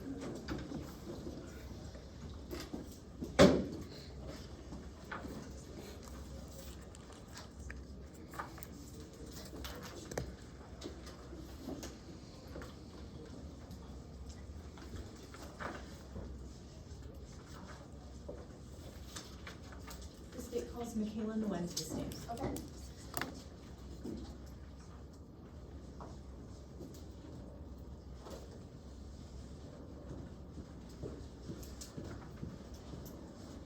Permission to set up a demonstrator. Granted.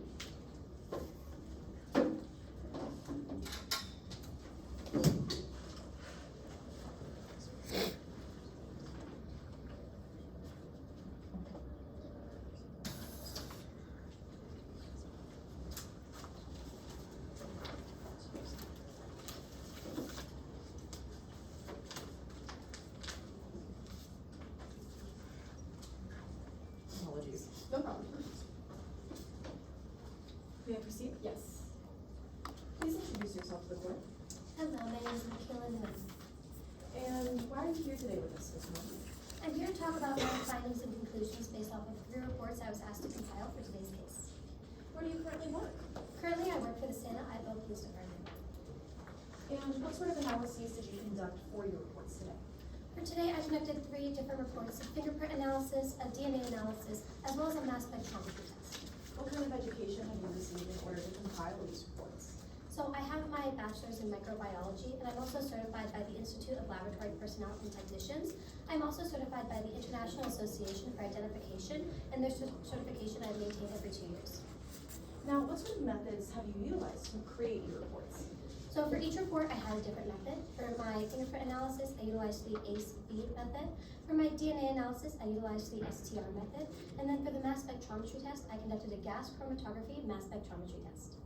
Are these methods standard for those in your field? They are, and often based off of peer-reviewed research. So are these methods reliable? Absolutely. Excellent. I would like to dive into your fingerprint analysis. Could you give us some more insight as to how that is performed? Objection, Your Honor, as to 702C, if I'm explaining. You may be heard. Yes, Your Honor. We have it on a good faith basis that this method is not reliable in this witness's field. In fact, this witness cannot testify that this method is standard in her field for fingerprint investigators to use. All right, response? Your Honor, I believe that the defense has a witness that is able to testify that. I believe that this witness and that witness's opinions on that matter may collide, but that goes as to the weight of the evidence, not as to its admissibility. Response there. Your Honor, this absolutely goes to the admissibility of this evidence. In order for this witness to be qualified as an expert and be able to make conclusions expert conclusions, she has to have a reliable method used to do her analysis. We have it on a good faith basis that she does not have a reliable method that is standard in her field to analyze fingerprint evidence. Therefore, we ask that her testimony not be shown to mislead the jury. Your Honor, if I may. Okay? According to the order on motions in limine, it is pre-trial language that Michaela Nguyen is able to testify on fingerprinting. And I do have that here if you'd like to read it. I would like to read it. Thank you. Absolutely.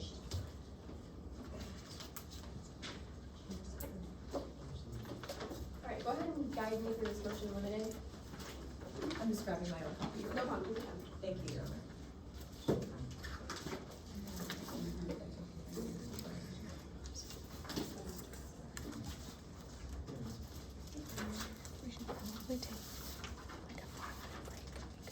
Your Honor, it is on the second page under Tarot Readers Association Resort. Okay. Now, the court finds that both listed experts in this case, Nguyen and Amari Eby, qualify as an expert based on their knowledge, skill, experience, training, or education. However, this court will reserve ruling on the admissibility of the case-specific opinions of each expert pending the appropriate foundation being laid in trial pursuant to Midland's Rules of Evidence 702. Okay, so response to tarot readers. Yes, Your Honor. Opposing counsel just read that this court will reserve ruling on the admissibility of case-specific opinions of each expert pending the appropriate foundation being laid pursuant to Rule 702. Our objection isn't to this witness generally being an expert. Our objection is that enough foundation hasn't been laid under 702C in order for this witness to testify about fingerprint analysis. Counsel, are you contending that you don't think that 702C foundation can ever be laid? I'm contending that we would ask that this be laid, but we have it on a good faith basis that this foundation will not be laid. Are you asking to voir dire the witness? Yes, Your Honor. Alright, let's go into a voir dire.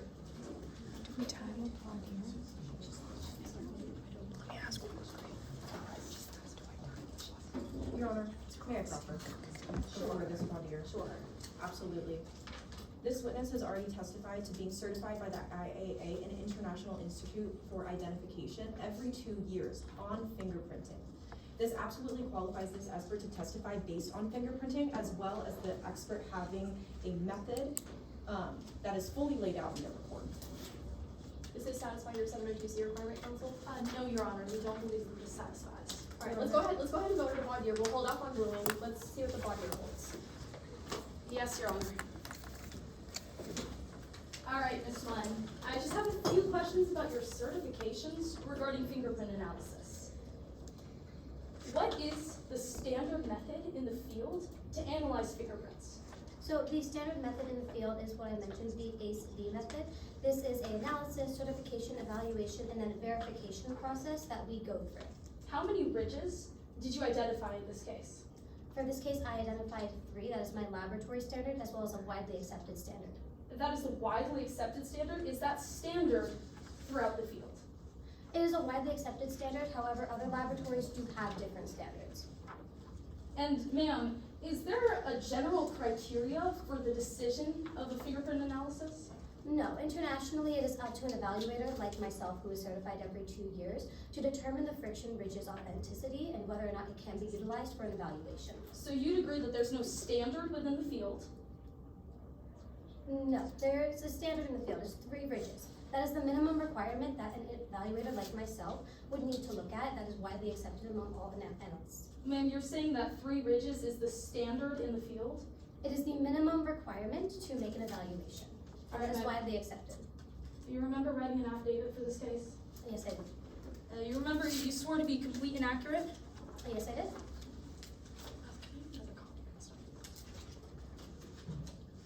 You would recognize a copy of that affidavit if I were to show it to you today? Absolutely. Approaching opposing counsel with Ms. Nguyen's report. Is that just the DNA report? The fingerprint report in there. It's on page 5 if you have a copy. Approaching the witness with the same, Ms. Nguyen, it's on page 5. I'd like you to read silently while I read aloud. This method of quantification of specific ridge identification is not the standard within the field. Did I read that correctly? Yes, I never said it was the standard. I said it is widely accepted for evaluators. Thank you, Ms. Nguyen. One more question. You would agree that there is a lack of general criteria for the decision of an identification of a fingerprint? Yes, I would agree with that. No further questions, Your Honor. Mayor Approach and Retrieve. Yes. At this time, we'd like to raise that foundation. All right, response. Your Honor, if I may proffer, it is in this witness's report, right after the statement that opposing counsel has just read aloud to the court. After the statement about the specific racial identification not being the standard within the field, my witness continues. As the particular level and necessity of quantification of results vary greatly from agency to agency, it is nonetheless widely accepted. All right, we're gonna go ahead and make a ruling. I am going to allow the fingerprint analysis. Your point is very well taken though. So we're gonna go ahead and allow it. Yes, Your Honor.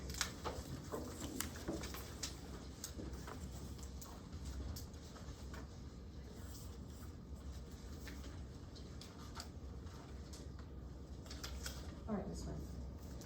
Quickly, I'd like to ask you one question. What sort of materials did you review for your witness case? So for my fingerprint analysis, I reviewed fingerprints that I collected from Ivy Lane. For my DNA analysis, I reviewed a red key fob that I swabbed in order to conduct that analysis. And then for my mass spectrometry test, I looked at 3 Berth Morrisseau paintings in order to conduct that test. Now I'd like to move on to your fingerprint method. Could you go a little bit more in depth as to how the ACV method is utilized? Absolutely. So the ACV method is a lot of scientific jargon. Essentially what we do is we look at what are called friction ridges on a fingerprint.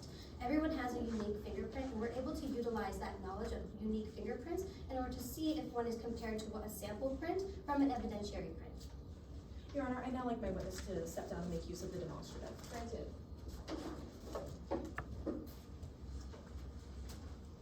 Thank you. Now, what sort of conclusions were you able to draw from your analysis of the samples that you reviewed? So I was able to match 3 fingerprints to Berkeley de la Porta.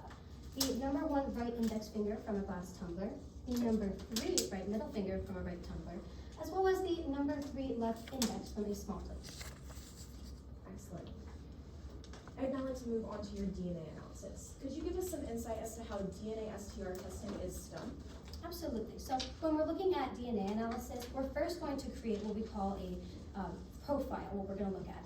Essentially, if I were to swab my hand, that DNA would come from my hand. We would all know that. I would then create a DNA profile that I would use that to compare with other unknown samples. Say if I were to touch this surface, we could then swab that, and if it was unknown, we could compare it to my known profile.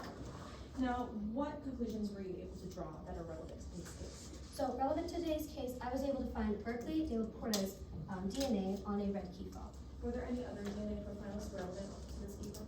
Yes. Poe Cameron's. Do you know where this key fob was obtained from?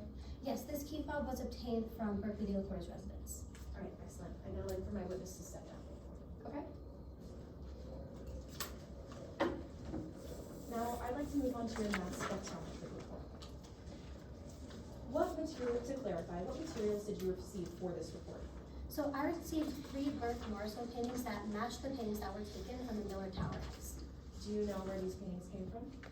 Yes, they came from Berkeley de la Porta's residence. Do you know how approximately old those paintings are? Yes, the original ones would have dated from the late 19th century. Objection, Your Honor, as to lack of foundation under 702A. You may be heard. Yes, Your Honor, we have it on a good faith basis that this witness is not an expert in art forgery identification. Therefore, this witness is not able to testify on that on the stand. All right, response? Your Honor, this witness is absolutely able to testify to the questions that she previously answered based on the facts that she reviewed in order to complete her work today. This witness does not contend that she is an expert on art forgery. However, she does maintain the laboratory certifications in order to perform the type of testing that she used today, which is gas chromatography, mass spectrometry analysis, which does not require one to be an art forgery expert. All right, response to there. Your Honor, if this witness is going to testify based on a test that she did to validate these paintings and whether they're real or not, we absolutely ask that this witness be an expert in art forgery. The defense, whether or not this lab was certified, the defense asks that an expert on art forgery be called if the prosecution is going to talk about it. Response there? Your Honor, if I may proffer, this witness has extensively reviewed peer-reviewed research, and she would never place herself in a position where she performed a lab test that she is not certified for. She is absolutely certified to perform these tests, and based on the conclusions of those tests, which she is absolutely able to perform, as well as the peer-reviewed research that she has reviewed, she can absolutely make conclusions based off of this solely, not about any other tests relating to art forgery. Final word? Yes, Your Honor, we still contend that this expert, in her own words, is not an expert in art forgery detection. Apologies. Point very well taken. I'm gonna overrule the objection. I do think this goes more towards Reed, not Miss Billy, but you are very free to cross on this, and point well taken. Yes, Your Honor. Now, could you give us some more insight as to how gas chromatography mass spectrometry is performed? So a mass spectrometry test, in essence, is just a test for unknown substances. So for today's case, we were looking to see the presence of cesium-137 or strontium-90 in order to understand the authenticity of these paintings. What do the presence of these substances mean? So these are radioisotopes that were only present after 1945 as a result of the first nuclear atomic bomb drop. So they wouldn't be present in anything that was predating 1945, such as paintings from the late 19th century. So if we do find that these radioisotopes are present in the painting, that would be an understanding that they would be fraudulent. And what were your conclusions regarding these paintings? So I did not find either the presence of cesium-137 nor strontium-90 in any of these paintings. Finally, would you be familiar with the red key fob that you previously discussed on the record? Yes, I would be. Your Honor, approaching opposing counsel with Exhibit 11, which has been previously admitted. Yes, Your Honor. I'm sorry. Yes, opposing counsel. Approaching the witness. Okay. What have I given you? This is the red key fob. Excellent. Is this a fair and accurate photocopy of that red key fob? Yes, it is. Is this the red key fob you referred to having done DNA testing? Yes. No further questions, Your Honor. All right. Cross? Yes, Your Honor.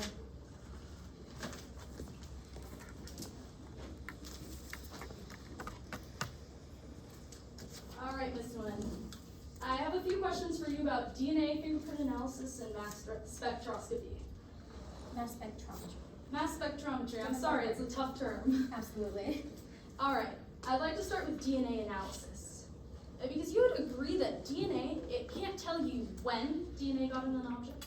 No, it cannot. It can't tell you where DNA got in an object. Not necessarily. Can't even tell you if a person touched an object and that's how the DNA got there. Yes. That's because of something called transfer, Ms. Nguyen, right? Yes. And transfer is the idea that if I touch someone else's hand and they touch my water bottle, then my DNA would be on my water bottle without me having ever touched it. Yes. So you'd agree that someone's DNA can get on an object without that person having ever even touched the object? Yes. And you'd agree that in this case, there were some cases where transfer was likely. Yes. Well, let's talk about the testing you could have done to determine whether transfer actually occurred. Because there's some tests you can do to determine whether transfer was a possibility, right? Yes. It's called a quantitation test. That is true. But you didn't do any of those quantitation tests in this case, did you? No, I didn't find it necessary. So, Ms. Nguyen, you're telling us that even though you thought transfer was likely in some cases, you didn't think it was necessary to test whether it was possible? No, I was asked to compile these reports. All right, Ms. Nguyen. I want to talk about that red key fob that you talked about. Because this red key fob, it was one of two instances. You found Ms. DOP's DNA on there, right? That is correct. And in this instance, Ms. De La Porta's DNA was found at just a likelihood? Yes. And so you'd agree that that instance, the transfer was likely? Yeah, there is a potential for transfer. Well, let's talk about that other instance, because the other instance you found Ms. De La Porta's DNA, it was inconclusive. That is true. So you can't even conclude with any degree of certainty that Ms. De La Porta's DNA was there. That is true. Let the record reflect that I'm taking down this red key fob. All right, Ms. Nguyen, I'd like to talk about fingerprint analysis. Because you'd agree that my thumb, it has 147 ridges, right? That is true. And of those ridges, you only identified 3 of the defendants. That is true. And 3 ridges, that's the minimum ridges to identify someone, isn't that right? That is true. So you found Ms. De La Porta's fingerprints in 4 places? That is true. And each one of those, they only had 3 of the 147 ridges. That's not exactly right. 3 of the fingerprints I found had 3 ridges. One of them didn't have 3 ridges, so I marked it as inconclusive. That's right, that's only 3 then. Fingerprints that you found from Ms. De La Porta, that you matched 3 to the 147. Yes. And let's be clear, fingerprints, they don't tell you the context. No. So fingerprints, they can't tell you when I touched an object? No. They can't tell you where I touched an object? I think based on where I find the fingerprint, I could assume where it would be found, but I think that's not what you're asking. Well, Ms. Nguyen, if I touched an object over here and then went over here with the object and put it down, you can tell I touched it over there. Objection, Your Honor. Relevance. You may be heard. I don't see the relevance in this line of questioning. Response? Your Honor, this is absolutely relevant. We're asking this witness to testify about how accurate fingerprints can be for where a person was at a certain time. I tend to agree. We don't overrule the objection. So, Ms. Nguyen, I'll repeat that. You can't tell where a fingerprint was made. No. So you can't tell us with certainty that Ms. De La Porta was ever in Ivy Lane. No scientist worth their salt would ever say with certainty. It is beyond a reasonable scientific explanation for movements. All right, Ms. Nguyen. I'd like to talk about what you told us about mass spectrometry. I'm so sorry. You can just say GCMS for the test to make it a bit easier. Thank you, Ms. Nguyen. I'd like to talk about GCMS then. Because you tested the paint on these paintings for 2 elements, isn't that right? 2 radioisotopes, a little different than elements. 2 radioisotopes, cesium isotope, correct? Cesium-137. And a strontium isotope. Strontium-90. And these isotopes, they tell you when a painting was painted. No, so these isotopes were basically spread around after 1945 as a result of the first nuclear atomic bomb drop that happened in New Mexico. That was what created these isotopes, actually. So those isotopes would not be present in anything predating 1945 as a result of the fact that they were created from a nuclear bomb, which has a mess of chemicals. It's a cocktail.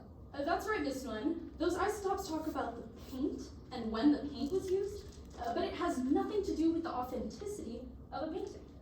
So not entirely still. Those isotopes can be present in object and paints that are used on those because of the fact that they are after 1945. Ms. Nguyen, you'd agree that a forgery can be made before 1945? Yes. So those isotopes, they don't guarantee the authenticity of a painting, do they? No, they do not. No, they don't. And Ms. Nguyen, you didn't even look at the dimensions of that painting? The dimensions, I'm not sure I'm following. Ms. Nguyen, you'd say yourself, you're not an expert in art forgery detection. Absolutely. However, I do stand by the gas chromatography mass spectrometry test.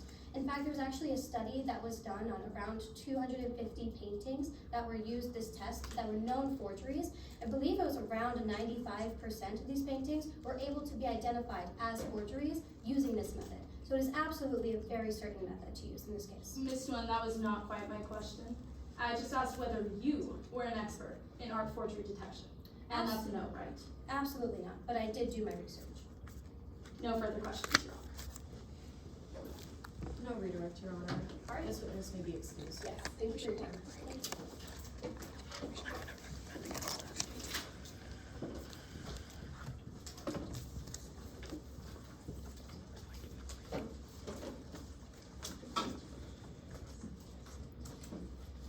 Your Honor, at this time, the state rests its case in chief and also requests a 10-minute break. No, unfortunately, we no. do not have time. Okay. It's almost 4, All loss is in an hour and 28 minutes. so I would recommend against a break, unless it's an emergency. A brief 2-minute break. The defense is ready to proceed with our case in chief if the state's amenable, but if not, whatever Your Honor is most willing to discuss. Are y'all ready? Do you need 1 minute? Yes, 1 minute. Let's do 1 minute. Okay, Or yes. rather-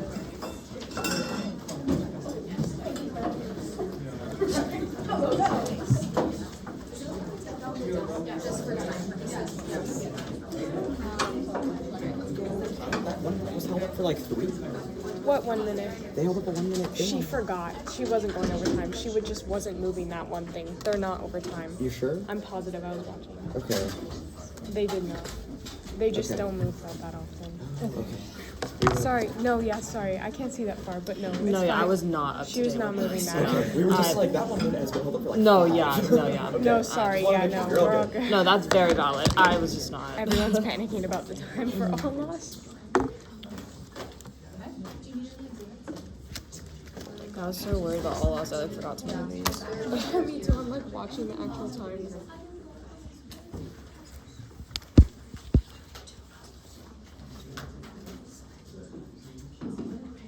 I think it's just these two that I need, thank you. Or wait, I need to do those 3 as it is because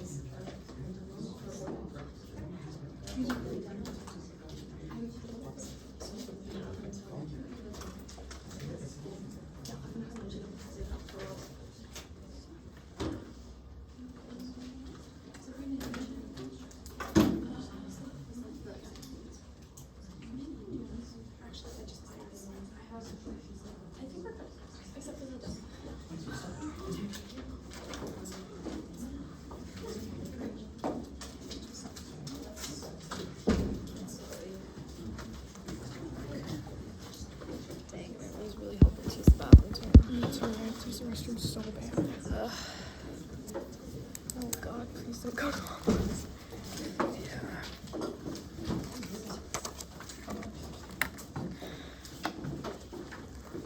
Alright, you may be seated. Let's just wait until my co-judge is back to call your first witness.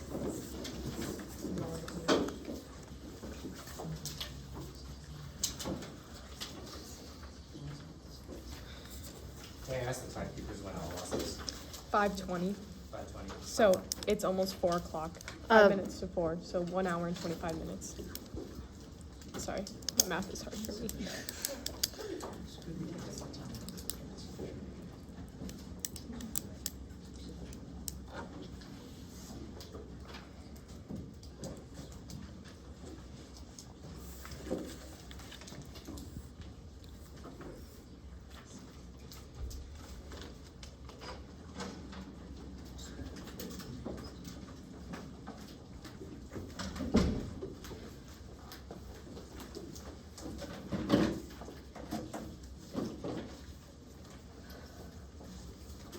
Defense is back and ready to proceed, Your Honor. Alright, let's proceed.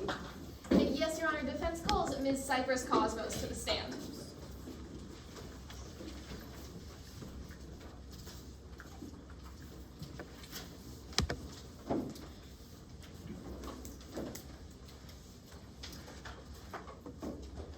Good evening, ma'am. Evening. Apologies, I think it's still the afternoon. It's been a long day. Could you please introduce yourself to the members of the jury? Hi, Awaya. My name's Cypress Cosmos. It's nice to meet you. What do you do for a living, ma'am? I run Convos with Cosmos. It's a true crime podcast about everything from small town murder mysteries to big drug smuggling operations. We got your stories, we got your scandals, and we have a funny little theme song, but I won't sing that for you because my voice is horrible. I think we'd all appreciate that, ma'am. So, what do you do other than Convos with Cosmos?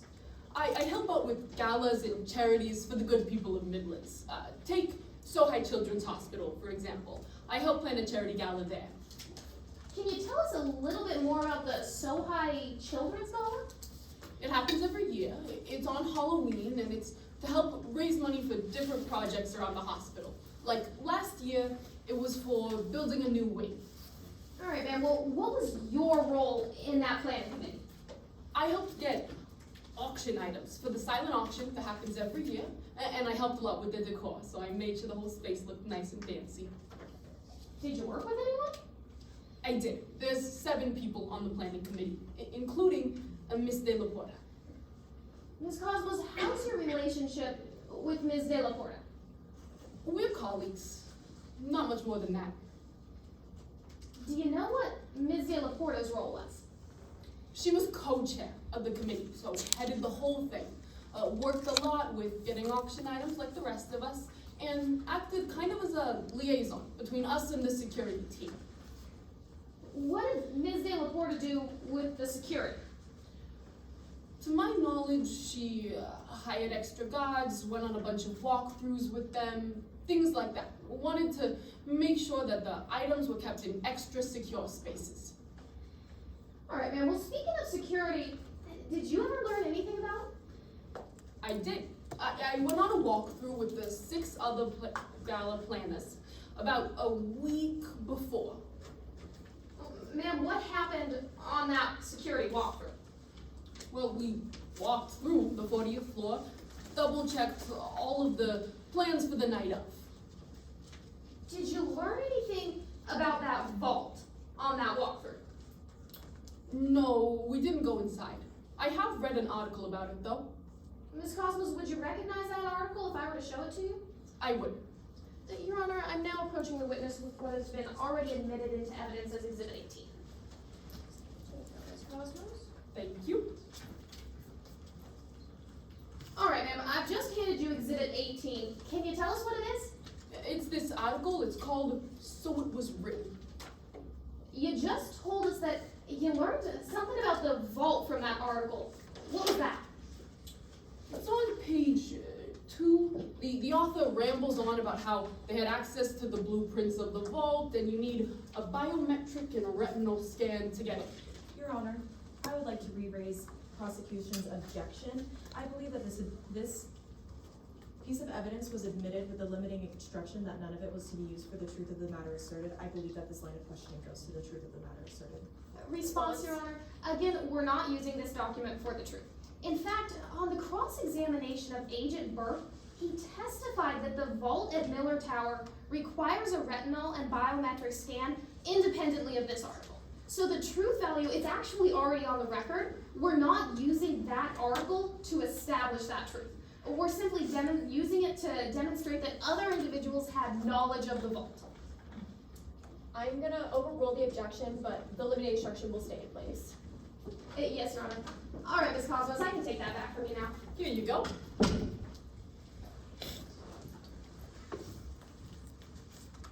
So, ma'am, can you tell us how you got the word out about this gala? We sent out invitations, of course. Invitations and a brochure. Would you recognize those invitations and brochures if I were to show them to you today? I would. I mean, I designed them myself. Your Honor, I'm approaching opposing counsel with what has been pre-admitted as Exhibit 1 pursuant to Stipulation 8. Okay?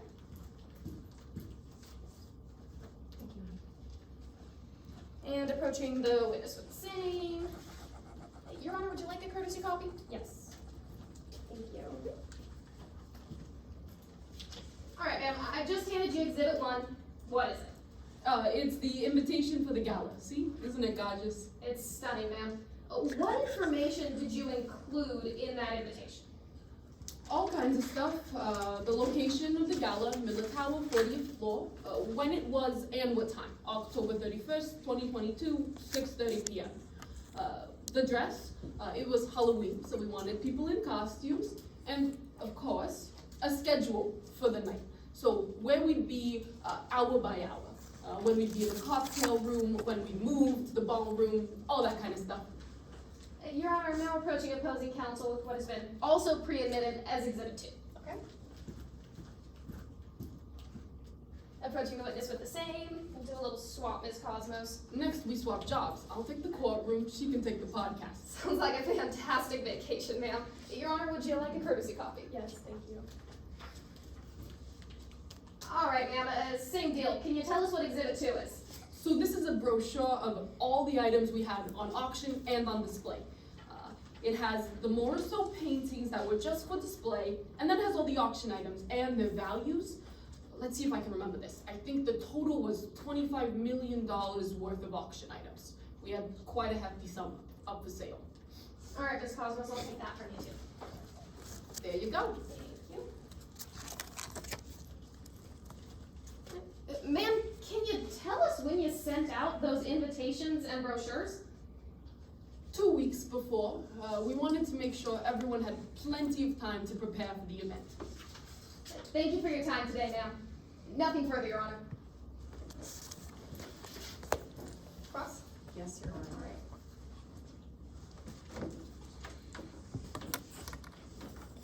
Now, you just testified to sending out an invitation, correct? Yes, to everyone on the guest list.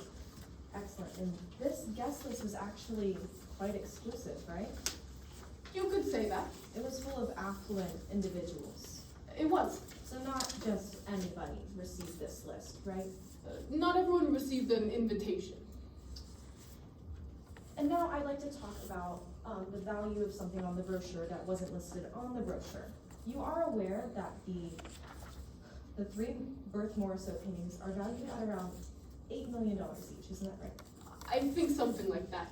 That's a yes, right? Yes. Excellent. And now you also testified on direct to people being on the committee Sorry. to being on the committee for the charity gala. Yes. But Berkeley De La Porta was the only one on this committee who had, to your knowledge, talked about Berth Morisot paintings in detail, right? I don't know. I talked about Berth Morisot paintings with Berkeley, but I don't know about the other people on the gala. I'd actually like to go a little bit more in depth with your history with Berkeley. You say that you're just coworkers, right?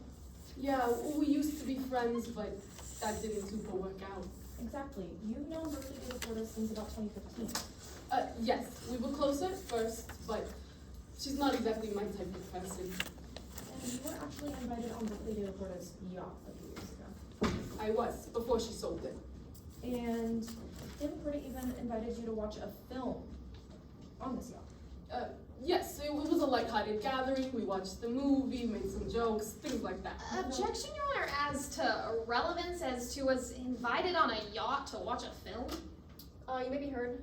Yes, Your Honor. Now, in order for something to be relevant in trial, it has to make an element of the charge or the charge itself that the defendant committed that crime more or less likely. This testimony that Ms. Cosmos was invited on Ms. De La Porta's yacht to watch a movie doesn't do that. Okay, response?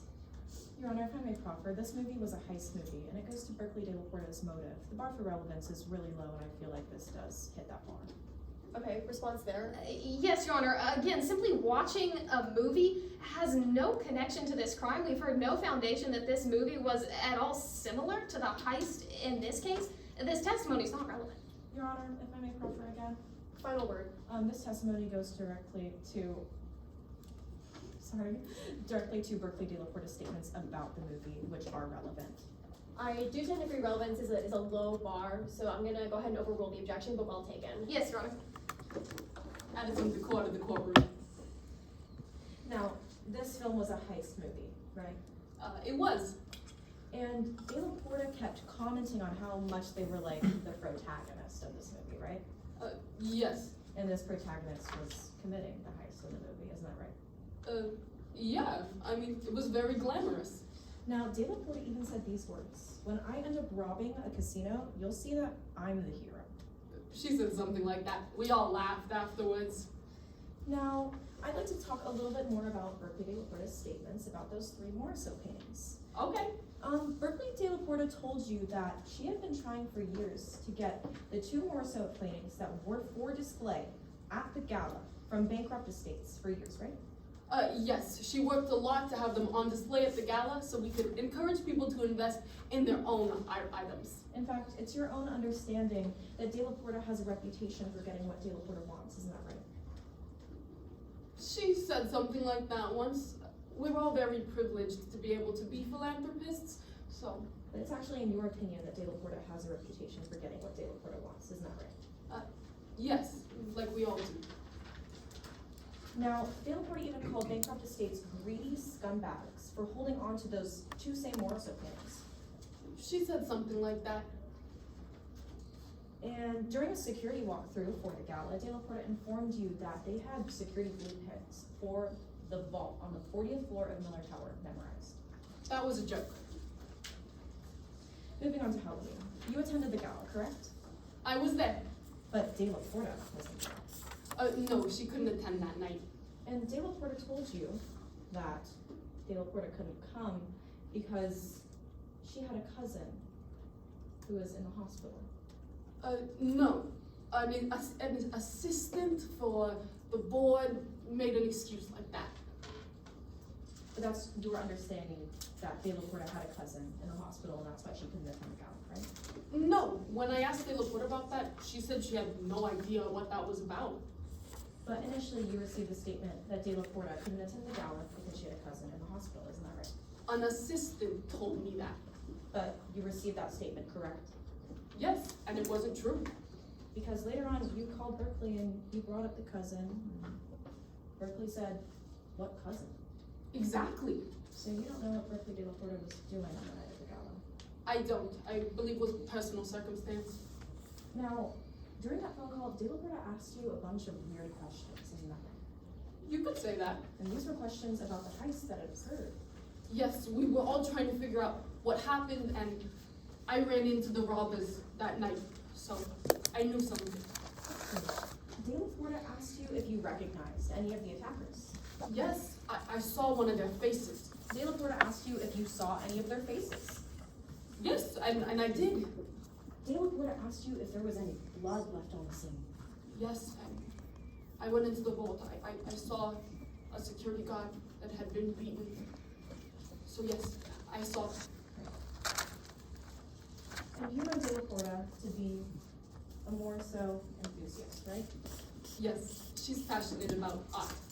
Now, during this phone call that Berkeley De La Porta had with you about the heist, Berkeley De La Porta didn't ask you a single question about where her more so painting was, isn't that right?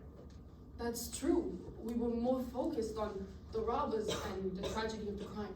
And if there was blood left on the scene, isn't that right? Yes, a security guard was beaten. There was blood everywhere in the vault. No further questions. No redirect, Your Honor, but we would like to invite the court's attention to a stipulation in this case. Okay. It's stipulation 16, and it states that prior to this trial, both parties agreed that Ms. De La Porta was not in Santa Ivo on October 31st. Further, we agree that Ms. De La Porta was actually in New Zealand, just to make that clear for the court. And that's your understanding stipulation? Yes, Your Honor. Okay, that'll be reflected on the record. Yes, Your Honor. May this witness be excused? Yes, thank you for your time. Thank you. Would somebody like these back? There you go.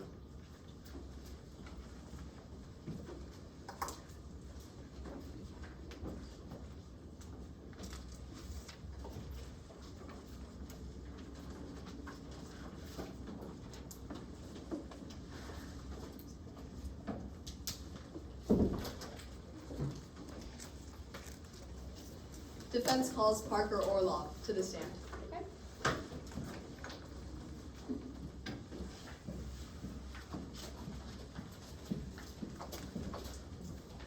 Permission to set up a visual aid before I begin. Granted.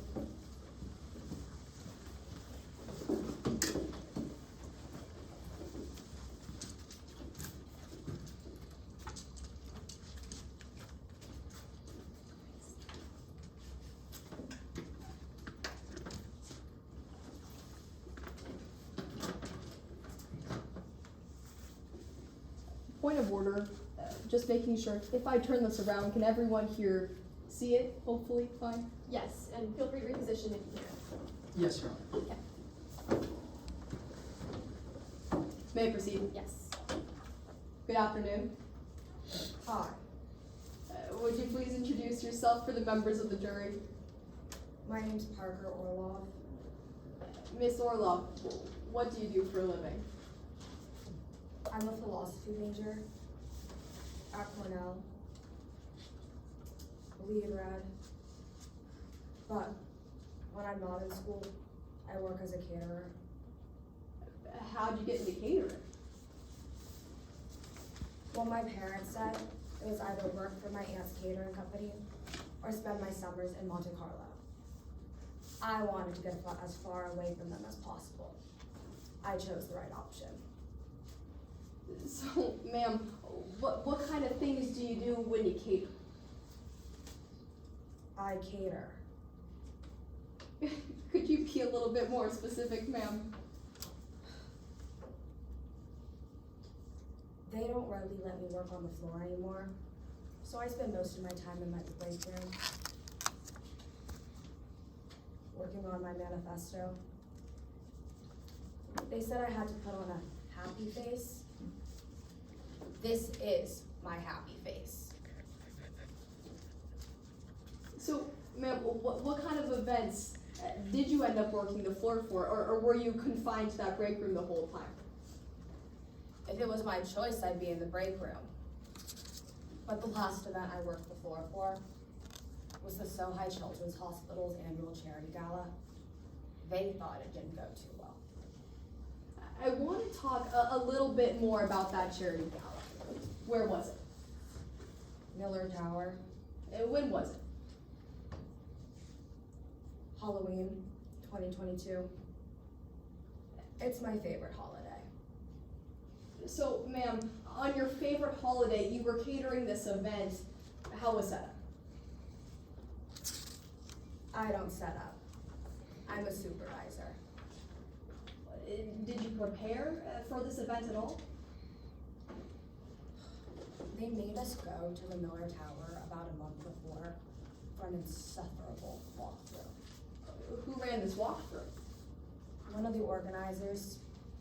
So performative. Were any of the other organizers for that event there? I only recognize Berkeley de la Porta. How do you know Miss de la Porta? She's a Yaley. Big billionaire with a security company. So, ma'am, what was Miss de la Porta's role in this walkthrough? She was on a different walkthrough. She seemed concerned about the security. How did she seem concerned? She said she guaranteed that these paintings by Berthe Morisot, if she even knows who that is, really good French artist, we're gonna be safe. Well, after she said that these paintings, she guaranteed they would be safe, ma'am, what happened? She got mad at these guards who were making a joke about having an easy night on the job. Said she'd bring in her own team if she had to. So what did these guards do? They snapped right back into shape. It was disappointing to see them succumb to the power of wealth. So, ma'am, I want to talk a little bit more about the walkthrough itself. Would you recognize a copy of the 40th floor plan? It's that same floor that you walked through. I would. Let the record reflect, I'm displaying an enlarged version of Exhibit 3, which has been pre-admitted pursuant to Stipulation 8. Oh no, I'm so sorry. You're okay. Oh. The other one goes the other way. That middle one goes back. Yeah. Yeah. Oh. No, to the left. Yeah. You're welcome to make use of the prosecution stand if you would like. Thank you. Apologies, Your Honor, the $30 demo stand from Office Max is not quite doing the job today. Tech issues, am I right? So true. Ma'am, this is a fair and accurate copy of that same floor plan. I mean, I don't have a photographic memory. But from what you can remember. Yeah, it is.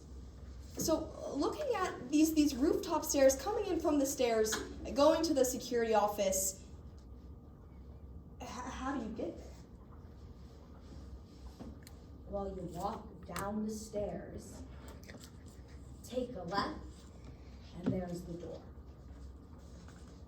So ma'am, you're telling us you walk down the stairs, you make a left, there's the door. Is that right? That's what I just said. Thank you, ma'am. So going back to this walkthrough itself, where exactly did you go?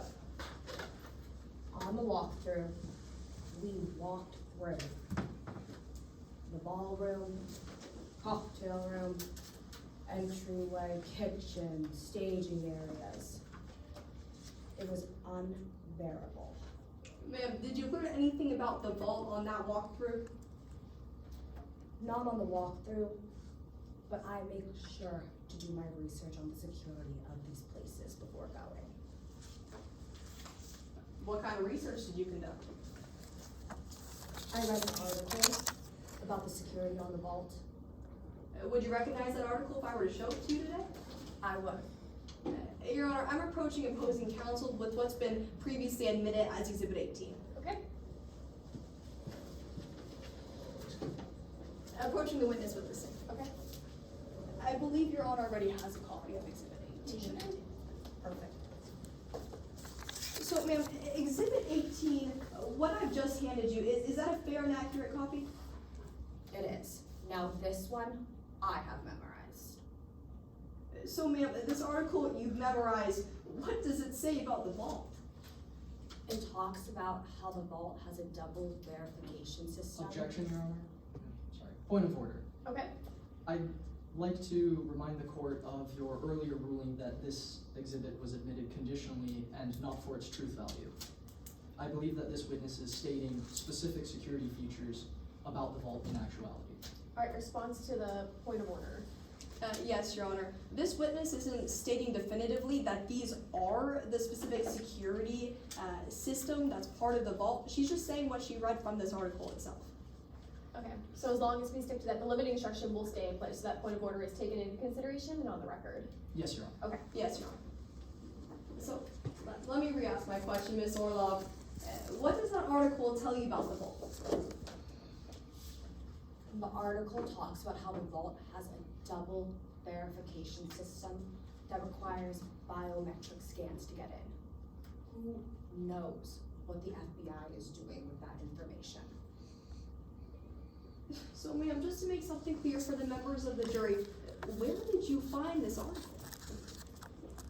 We read it at my meeting for the new Purple Party. So, ma'am, going back to that walkthrough, did you learn anything else about the gala during that walkthrough itself? I mean, they showed us brochures of the event, of the items up for auction. Would you recognize a copy of one of those brochures if I were to show it to you? I would. Your Honor, I'm approaching opposing counsel with what's been pre-admitted pursuant to Stipulation 8 as Exhibit 2. Okay. Approaching the witness with the same. I believe Your Honor already has a copy as well. So, Exhibit 2, what have I just handed you? This is the brochure they showed us. Is it a fair and accurate copy of that brochure? Looks like it. So, what does this brochure, what does Exhibit 2 tell you about this gala? It just shows all the fancy items that were going to be up for auction that night and their prices. And again, just to make something clear for the members of the jury, where did you find this brochure? Well, after they showed it to us, it was just lying around in the kitchen. Okay, I'll grab those both back from you now, ma'am. So, I want to talk about whether or not the police ever investigated into someone else having this information. Ma'am, did the police reach out to you after October 31st? Unfortunately, they did. Oh, what did they ask you? Well, they just wanted to know the information I just told you. And you told them that information? I did. Did they tell you anything else? They didn't tell me anything else, but Detective Amani, I heard them talk about how it was going to be an open and shut case, probably an inside job, didn't have to interview everyone at the gala. I thought that meant they wouldn't talk to me again. You may be heard. We just heard statements from Detective Kit Bomani that are being used to prove the truth of the matter asserted within them, that Detective Bomani did not interview the people at the gala and that it was an inside job. Okay, response? Yes, Your Honor. This falls under hearsay exception 8033, state of mind. It goes directly to Detective Kipamani's state of mind, what she was planning on doing. Response to 8033. Yes, Your Honor, if I may have one moment. No problem.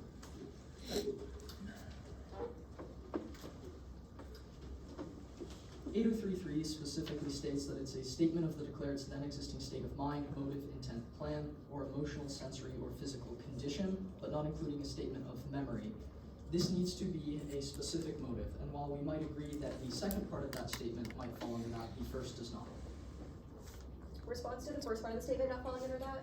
Yes, Your Honor. What this witness testified to is that that Detective Amani believed it'd be an open and shut case. She didn't need to interview anyone. She thought it was an inside job. That all goes to her plan. That it was an open and shut case, thus she wouldn't interview anyone else because she thought it was an inside job. My apologies, Your Honor. I mixed that. I meant to say the second part and not the first. Okay, response to the second part not falling under 8033. Specifically as to the not interviewing anyone else, that goes directly to her plan. Her plan to not interview anyone else. That falls under 8033. I tend to agree, so I'm going to overrule the objection. Yes, Your Honor. Yes, Your Honor.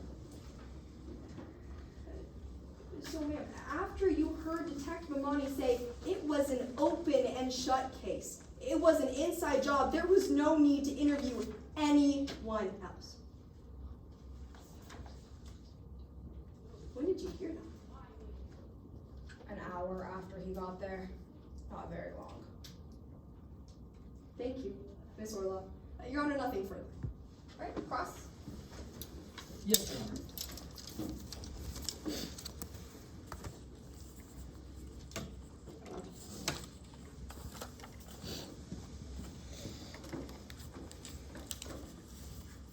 May I proceed? Yes. You mentioned that you worked at the Sohai Children's Hospital Gala of 2022. I said that. You also mentioned that about a month before the gala, you went on a walkthrough with the other co-planners. Yes. And you mentioned that De La Porta was there. I did. And during this walkthrough, you walked along some of the secure areas of Miller Tower. Yeah. We walked past the vault. But while you walked past the vault, De La Porta hung back a little, didn't she? I think so. And while De La Porta hung back from the group, you heard her speak to a security guard. I did. And she asked the security guard if she could get a look around when there were less people. She may have said something like that. It's your belief that she did in fact say that. Sure. You also heard her request a key.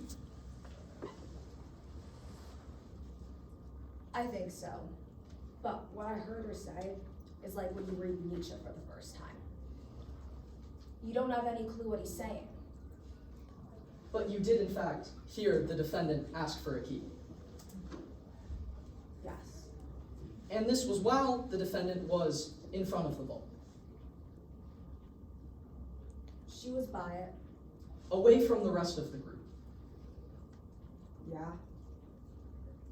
Now, during the same walkthrough, you also heard Ms. De La Porta speaking to some other security guards. I did. And she mentioned the Morceau paintings that would be at the gala. Yes. And it's your understanding that one of those Morceau paintings is, in fact, Ms. De La Porta's. I didn't know that. Objection, Your Honor, as to a lack of personal knowledge. You may be heard. Yes, Your Honor. This witness has no idea what paintings Miss De La Porta owned. She simply catered for Miss De La Porta's event. She doesn't have any personal connection with her. Response. If I may, Your Honor, the next question I'm about to ask this witness, if I may proffer, is about a statement from Ms. De La Porta, where Ms. De La Porta specifically mentions two of the Morceau paintings being sweet-talked away from Bancroft Estates. Okay, based on that proffer, I'm going to overrule the objection and let the foundation be laid. Yes, Your Honor. So, you heard Ms. De La Porta speaking to these security guards about the Morceau paintings. I did. And Ms. De La Porta actually said that she sweet-talked two of those paintings out of Bancroft Estates' control. think she exactly said that. Is it your testimony today that Ms. De La Porta did not mention sweet-talking the paintings out of Bancroft Estates' control? She mentioned something about Bancroft Estates. In fact, she That might be said those same specifically words. that. Sure. Now, I'd like to talk about some of the places that you've seen the defendant other than Miller Tower. 1 week after the walkthrough we just discussed, you were at a diner. I was. You were sitting down having lunch. That's what you do at a diner. And as you were having lunch, the defendant walked in. Yes. But the defendant wasn't alone, was she? No. She was with 3 other people. She was. One person who you've identified to be Poe Cameron. I saw someone who... Objection, Your Honor, as to a lack of foundation. You may be heard.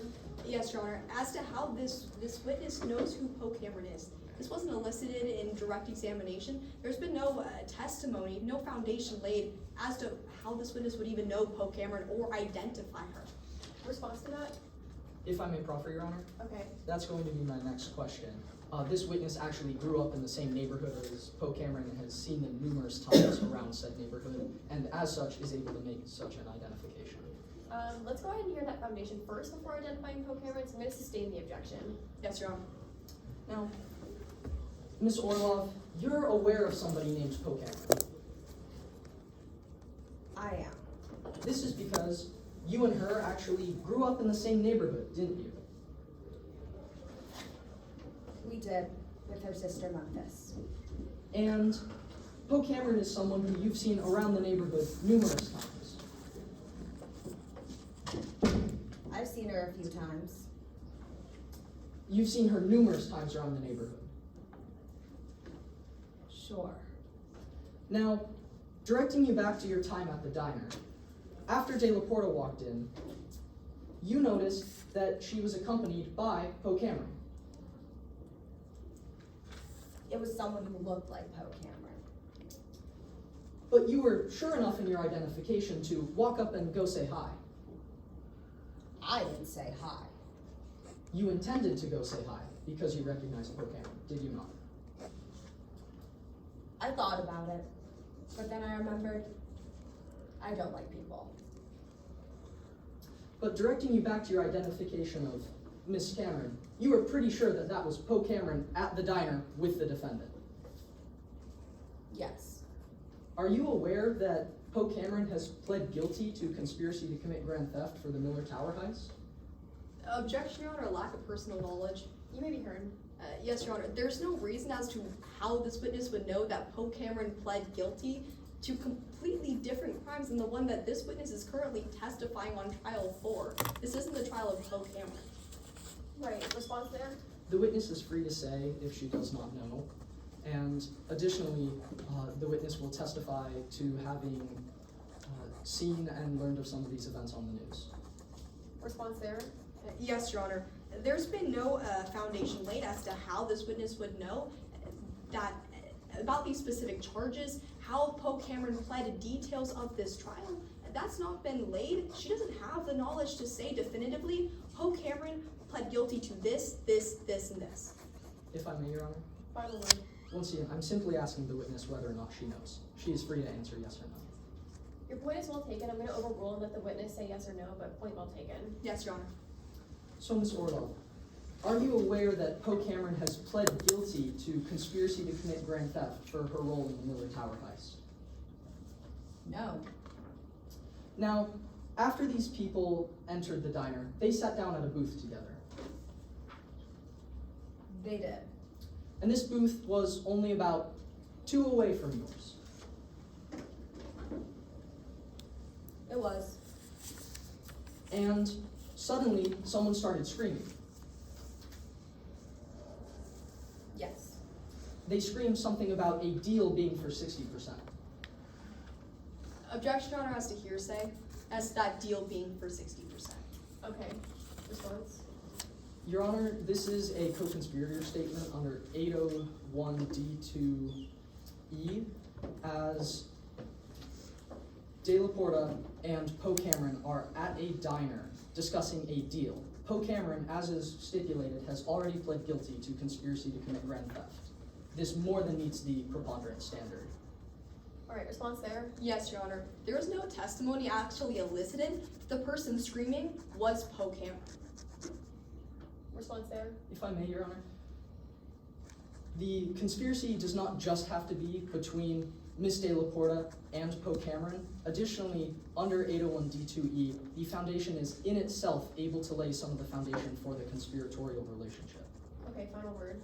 Yes, Your Honor. We've heard no testimony as to how this deal was part of the conspiracy. If it wasn't made by Poe Cameron, it doesn't fall under 801D2E because the person stating it was not a co-conspirator. Let's lay a little more foundation that it was Poe Cameron, but if that foundation is laid, then I'm gonna let the statement in. If I may, Yes, Your Your Honor. Okay. The declarant of the statement was not Poe Cameron. Okay, who's the declarant? The declarant is an unidentified individual, presumably one of the heisters who has escaped justice.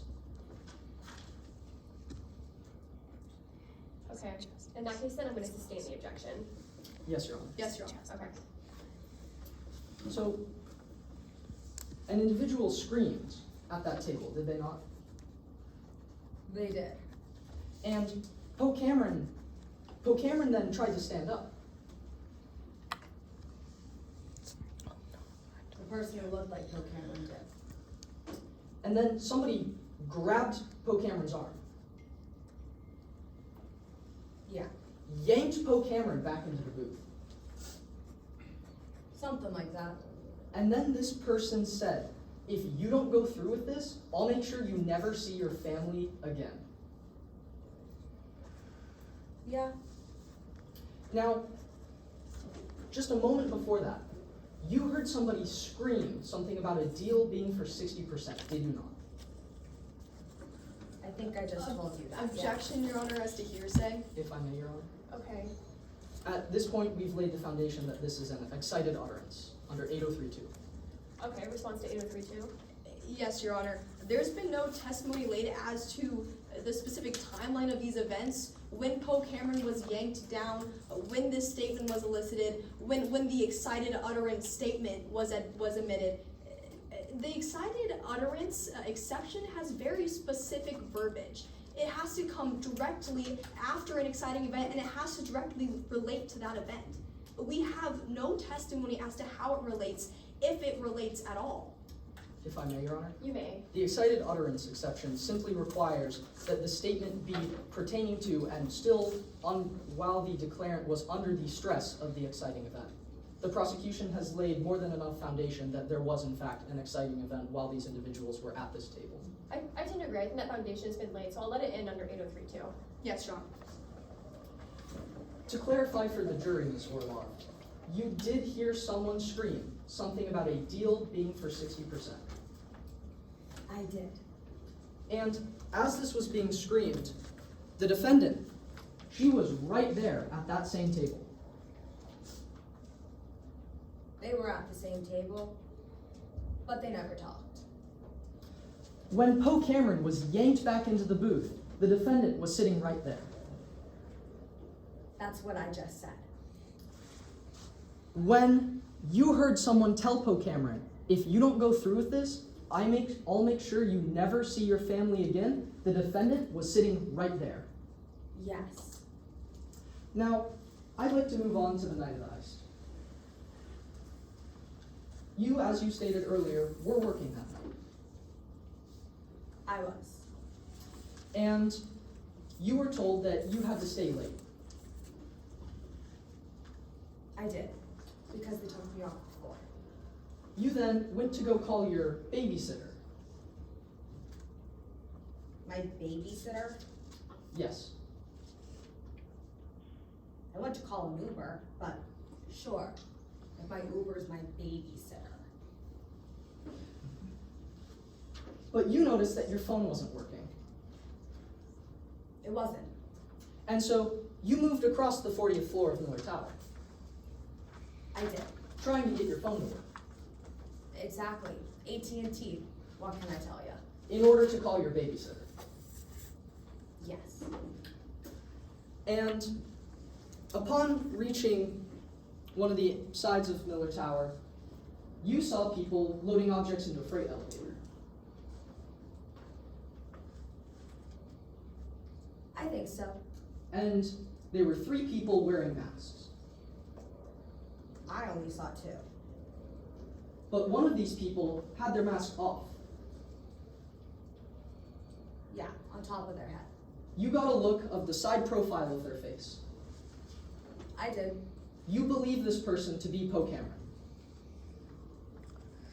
I thought it looked like Poe, or could have been her sister, Memphis. I don't know. Now, after you saw these individuals, they yelled at you. Yeah. And then they took off. They did. And as they ran off, one of them dropped a slip of paper. I think so. Well, you actually went and picked up this piece of paper. Yeah, And then you read it. I did. And on the paper were the numbers and letters IL322. Yeah. Objection, Your Honor, as to hearsay. You may be heard. Yes, Your Honor, as to what was written on that note, IL322. Okay. Your Honor, hearsay is an out-of-court statement trying to prove the truth of the matter asserted. The numbers and letters IL322, well, there's no statement there. There's nothing that is there to prove. All right, response there. Yes, Your Honor. We believe, we have it on a good faith basis, that the state will attempt to make IL322 out to be Ivy Lane 322, having to do with that previous apartment Memphis Reigns rented. That is where the nature of the hearsay stems from, the truth of that statement. Okay. Response. Once again, Your Honor, there is no statement there, and I am not going to ask the witness whether or not this piece of paper signifies Ivy Lane 322. If I may proffer? You may. My next question is going to ask this witness if they gave this piece of paper to the police. So it goes to the credibility of the police investigation. Okay. On those grounds, I'm going to overrule the objection and allow it. Yes, Your Honor. To clarify for the jury, this piece of paper had the numbers and letters IL322 on it. It did. And shortly after you saw these masked people, the police arrived. They did. And you gave them this piece of paper that you found. I think so.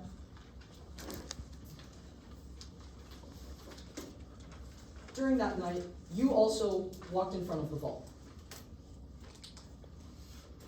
I did. And you were with a co-planner of the gala, Cypress Cosmos. I was. The vault was open, Yeah. and inside lay the head of security, Emery Sands. She was bleeding everywhere. And you rushed to go help Miss Sands. Of course. You tried to stop the bleeding. Of course. And while looking over Miss Sands, you never noticed whether or not the head of security had the key to the vault, did you? I was focused on making sure she was okay. Now, I'd like to talk about some of the vault security measures. You mentioned that you read an article. I did. That article didn't mention anything about the vault having a key, did it? No. It didn't mention anything about what specific biometrics were requested. No. Ask the FBI if you want that information. It didn't specify in what order these biometrics had to be entered. No. It didn't specify whether or not there was a time limit for entering this information. No. So, based on that article, you couldn't have opened the vault, could you? Wasn't planning on it, so no. No further questions, Your Honor. Okay. No redirect, Your Honor. We ask that this witness may be excused. Okay. Thank you. Thank you.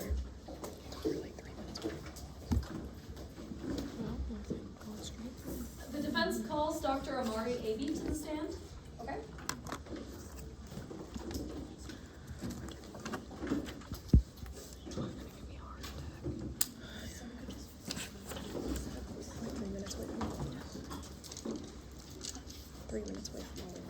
Not right now, but if we use up all the time, we'll end with 3 minutes remaining for all lost, just so everyone's aware. No.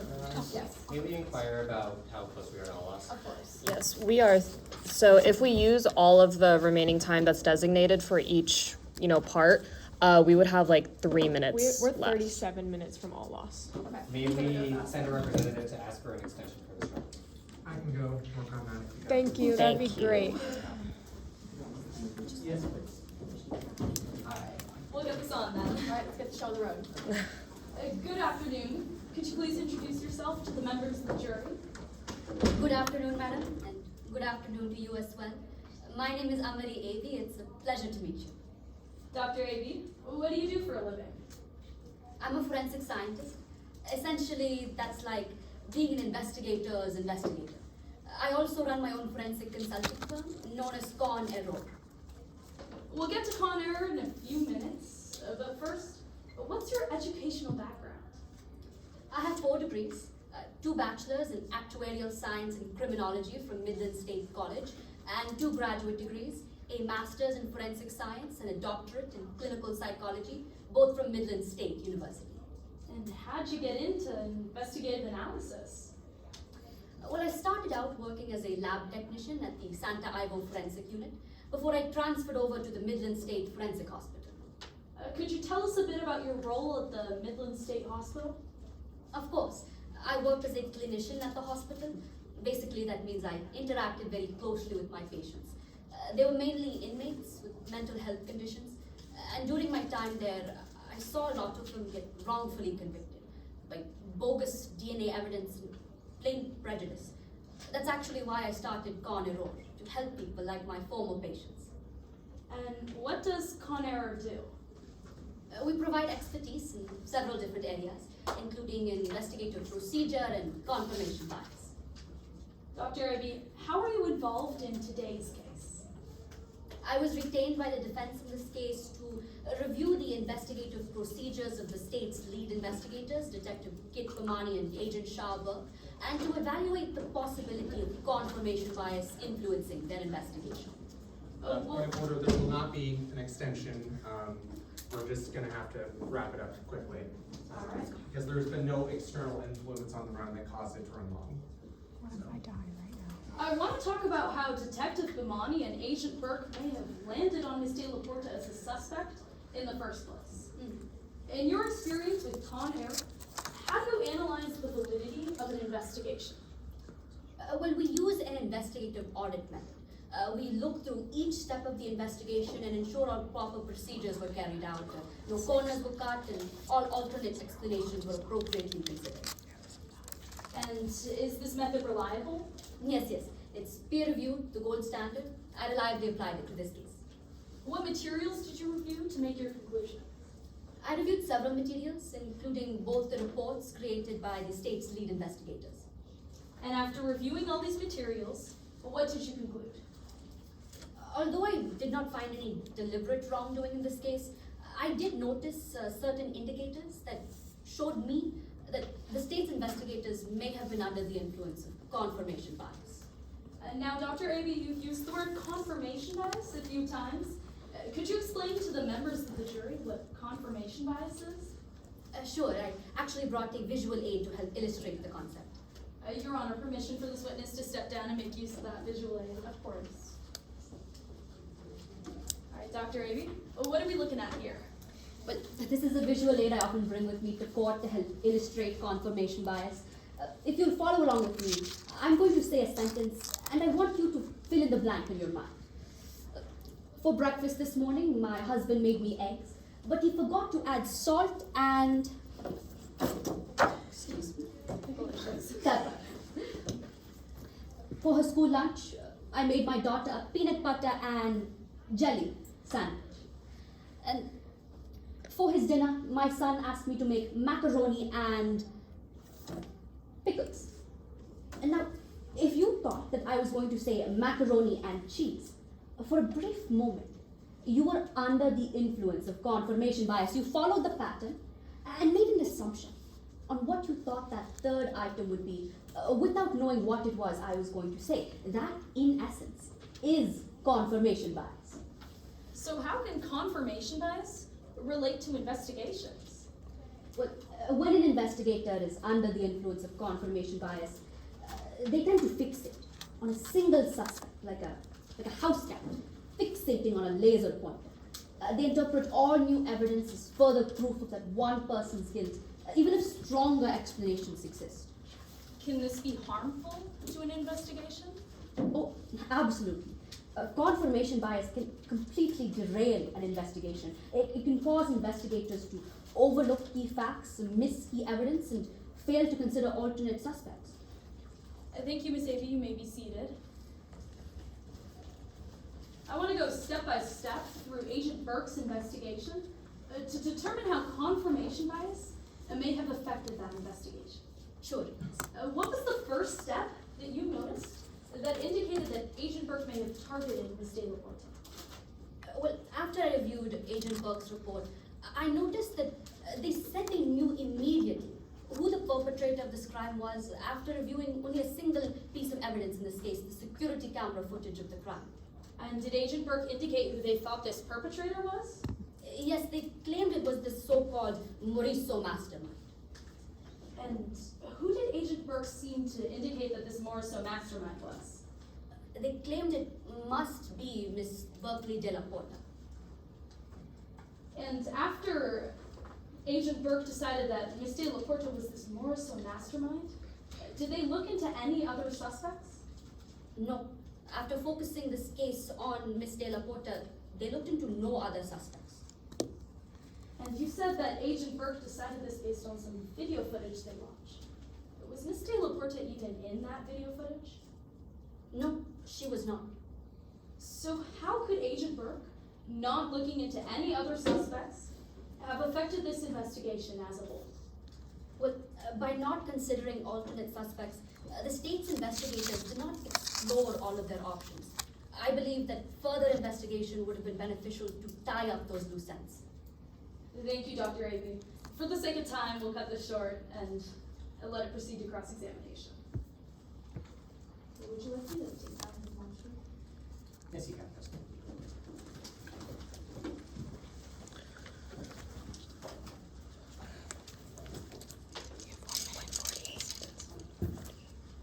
All right, Dr. Avey, am I saying that right? Yes, sir. Okay, I'll try to maintain that. Thank you, sir. So, you testified today to some concerns about confirmation bias that may or may not have been present in Agent Burke's investigation. Is that right?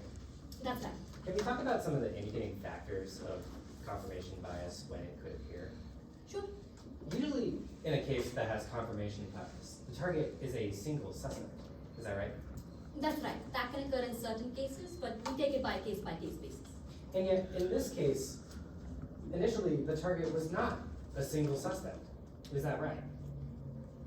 It was first this Mauricio mastermind, and then it was determined to be Miss Berkeley De La Porta. Going back to the Mauricio mastermind. The Mauricio mastermind, at this point, is an idea, not a specific person. Is that right? Yes, an FBI profile. And you're familiar with Agent Burke's report. Is that right? I am. I reviewed it for this case. So, you're also aware that Agent Burke did collect additional evidence before determining it was Berkeley De La Porta. Is that right? Which evidence are you speaking of? Specifically the financial records collected by Agent Burke in this case. Sorry, you don't know that. The financial records that were collected by Agent Burke, he found that the corporate board members for Goodspeed Industries and Matchstick & Sons, Berkeley De La Porta was included on this list. Objection, Your Honor, as to counsel testify. I apologize, Your Honor, I ran off a little bit there. Okay, sustained. Now, you had a claim that Agent Burke did not examine any other suspects. Is that true? Yes. After focusing this investigation on Miss De La Porta, no other additional suspects were ever investigated. And yet, there were additional suspects examined before landing on Miss De La Porta. Is that right? Agent Burke did look into certain board members. And he determined that they were not involved in the heist. Yes. Furthermore, you understand that the main issue at hand is not that Berkeley de la Porta is the Morrison mastermind, is that right? I'm not sure what you mean. The issue at hand in this trial today is not if Berkeley de la Porta is the Morrison mastermind, is that right? I believe it's if Ms. De La Porta committed these crimes. The charges today are related to if Ms. de la Porta. Objection, Your Honor, lack of personal knowledge. Sustained.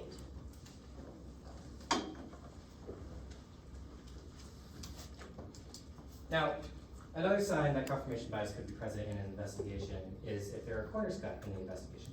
Is that right? Yes, that's one indicator. Did you see any corners cut in Agent Burke's investigation? No, procedurally this was a clean investigation.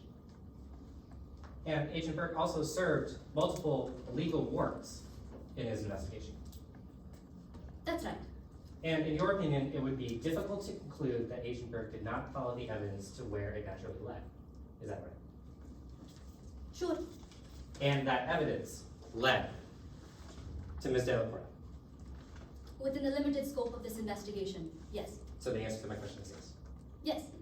No further questions, Your Honor. We'd like to ask that this witness be excused. All right, you're excused, thank you.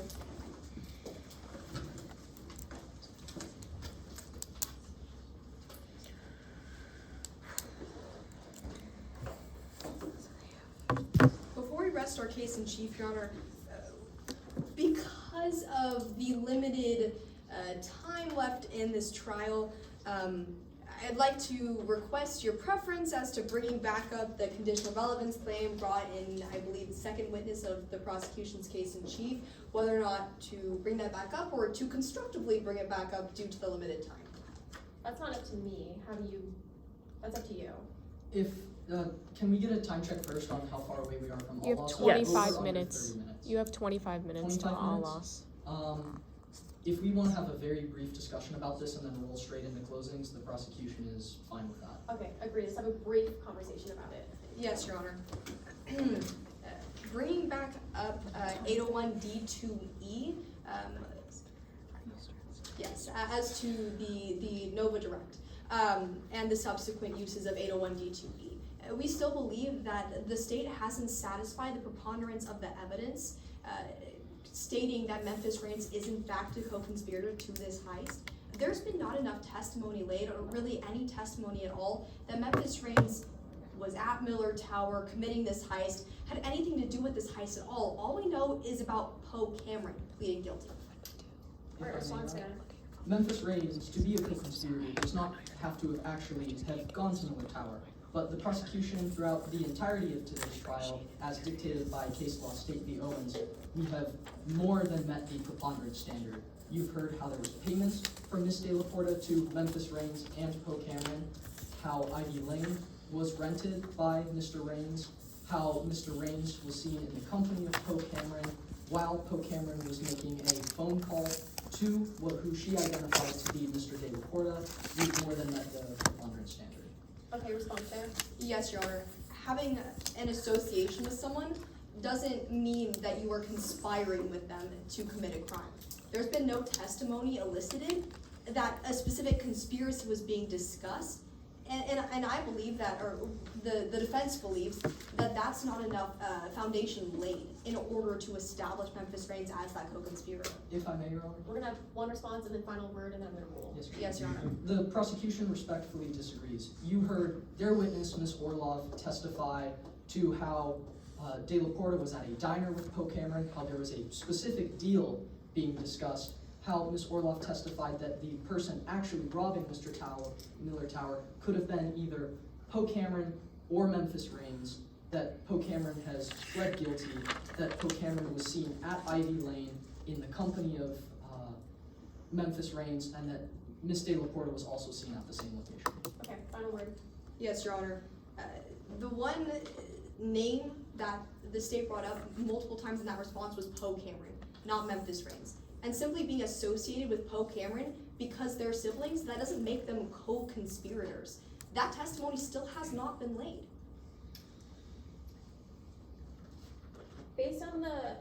listened to testimony and the fact that under state v. Owens, it's preponderance of the evidence, I am going to allow all the statements to maintain on the record, but points from both sides are very well taken about this.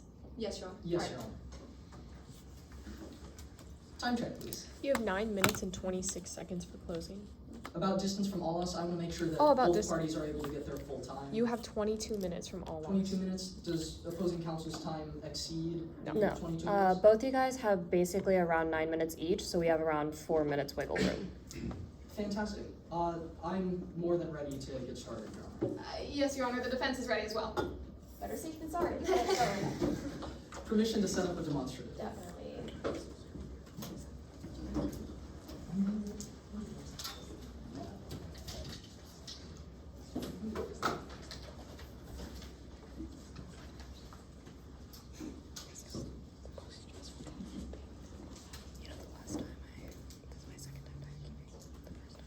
May I proceed? Yes.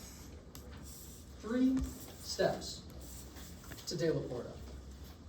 You heard at the beginning of today's trial how thieves landed a helicopter on the roof of Miller Tower, how they broke into the building through a security door, navigated down, entered the security office, knocked out a security guard, and then opened a high-tech vault. A vault built by the defendant's company. A vault with biometric security.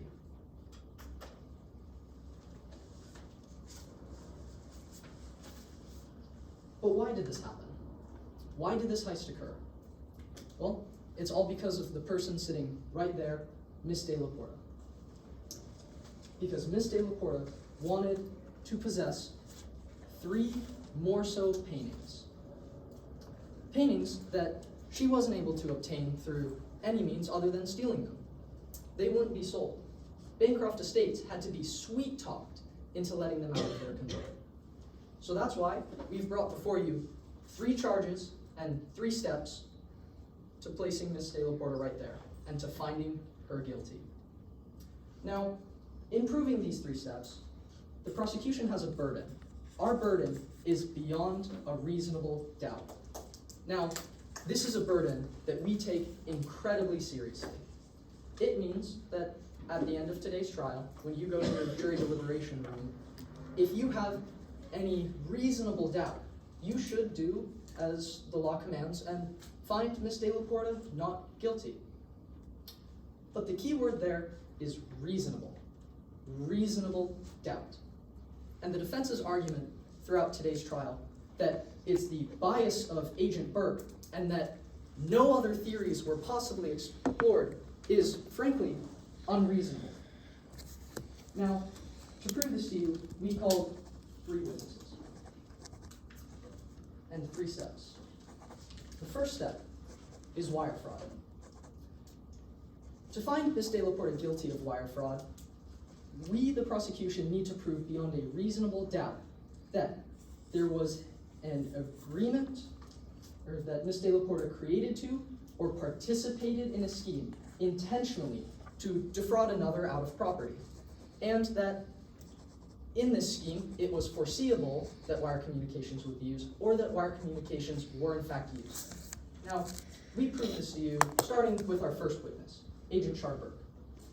Now, Agent Burke testified to a series of transactions from companies owned by Miss De La Porta and that she was on the board of, to a company owned by Memphis Rains and Poe Cameron.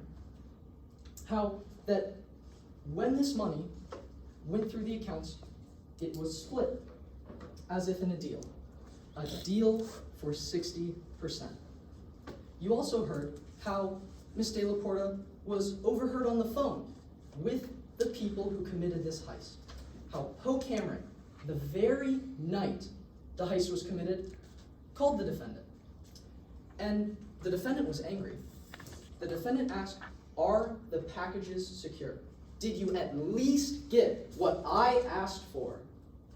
You seem to have screwed up the job by leaving blood everywhere." That's wire communications. That's wire fraud. And that leads us to our second step, conspiracy to commit grand theft. Now, that requires 2 parts. 1, an agreement to solicit grand theft, and 2, that an overt act was taken in furtherance of this conspiracy. Now that second part, that's already taken care of, because any party to this agreement can take that overt act, and that's Poe Cameron, who's pled guilty to grand theft. Now, you also heard a lot about Ivy Lane, how Ms. Blaze Nova handed out key fobs to Memphis Reigns when she rented the apartment from her. How there was a key fob, a red key fob given to Memphis Reigns. The only red key fob that would work in the entirety of Ivy Lane. And how, well, Ms. Nova took the stand and testified that she thinks she saw De La Porta using that red key fob. And that to even get into Ivy Lane in the first place, you need one of the key fobs. It's not reasonable to assume that the defendant was in possession of anything other than this key fob right here. This key fob, which, when tested by Michaela Wen, was revealed to have De La Porta's DNA and Poe Cameron's. But if that's not enough for you, going back to that night of the heist, when that phone call was heard, when Poe Cameron called the defendant, you heard from Agent Burke how there was a warrant executed at the defendant's home.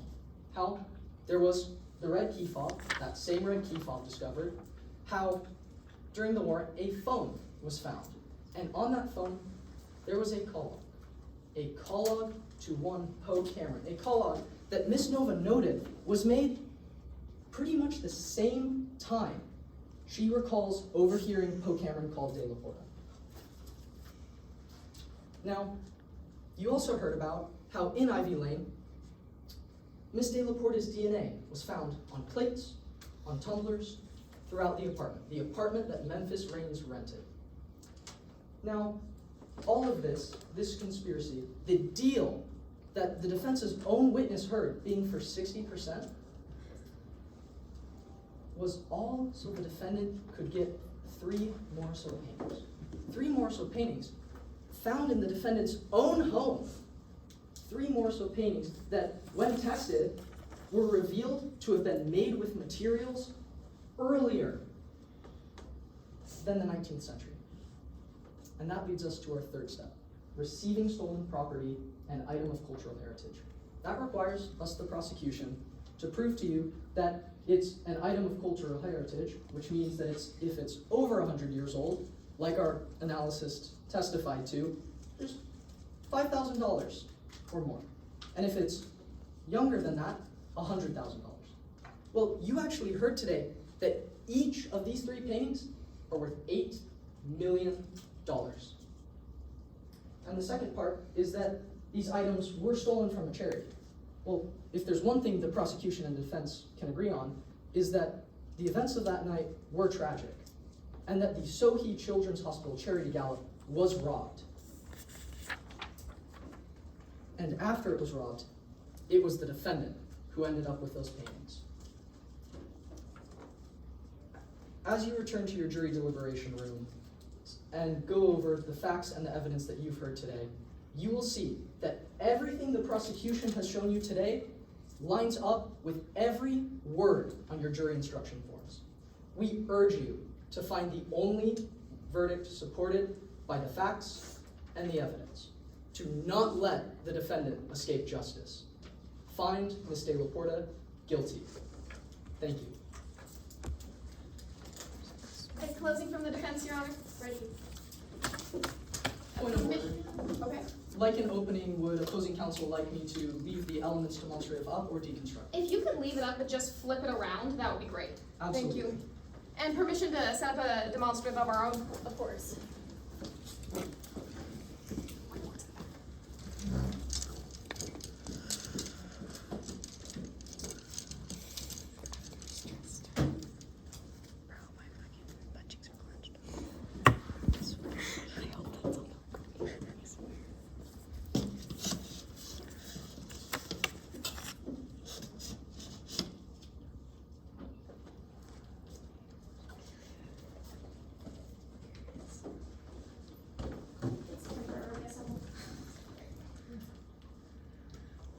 Permission to proceed? Yes.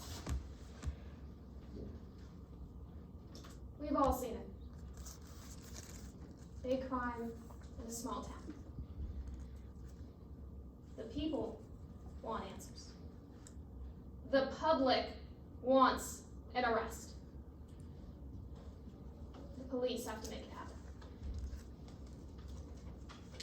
But eventually, that pressure, that desperation to put someone behind bars, builds.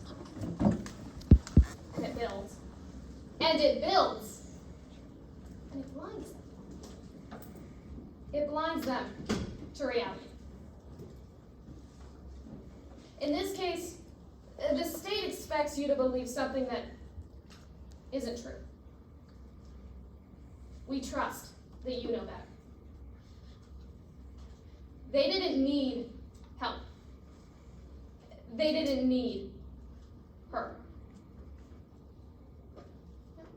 Members of the jury, the state, they've been telling you over and over again that they took 3 steps to get to Ms. De La Porta.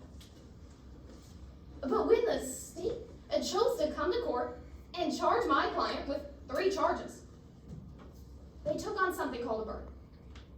And today it was the state's job only, to prove its case beyond a reasonable doubt.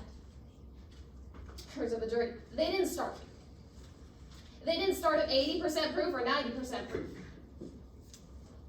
They started at 0.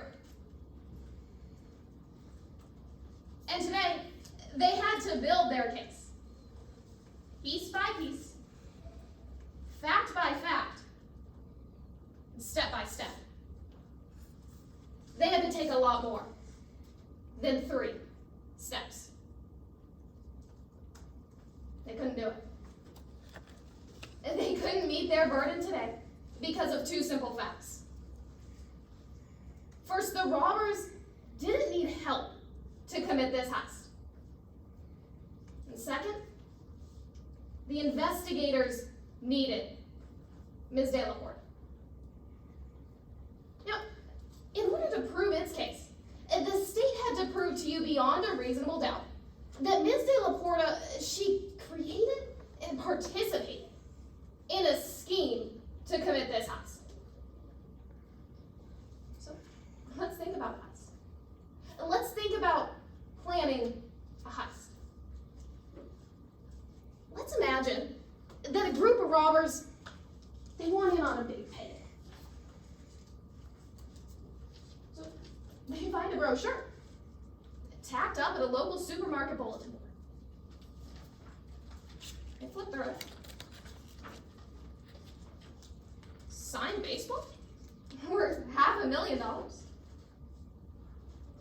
A diamond necklace for $3 million? It's for an auction right here in town. Tells them right on the front. Miller Tower, Halloween night, 6:30 p.m. So they do a little more research. These robbers, they Google Miller Tower. And they find an article with instructions on how to get into that vault.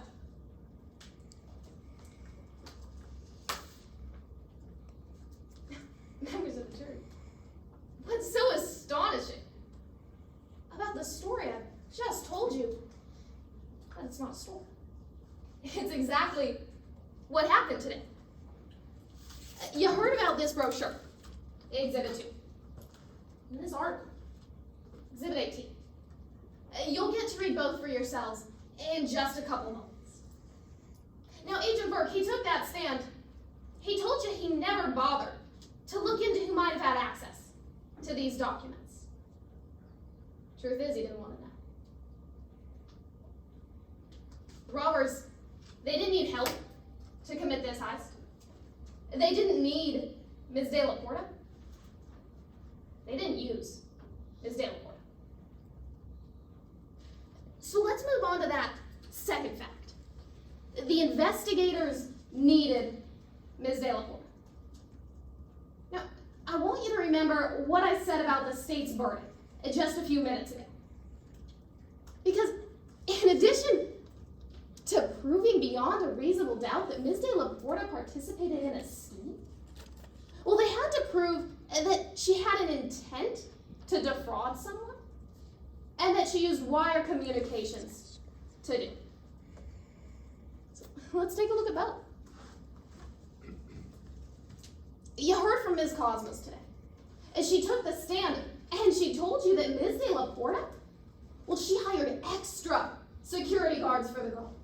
She made sure that those items were kept in extra secure spaces. This wasn't an intent to defraud. It was an attempt to help. An attempt to raise money for that children's hospital. An attempt to make that gala a success. So what about the third element?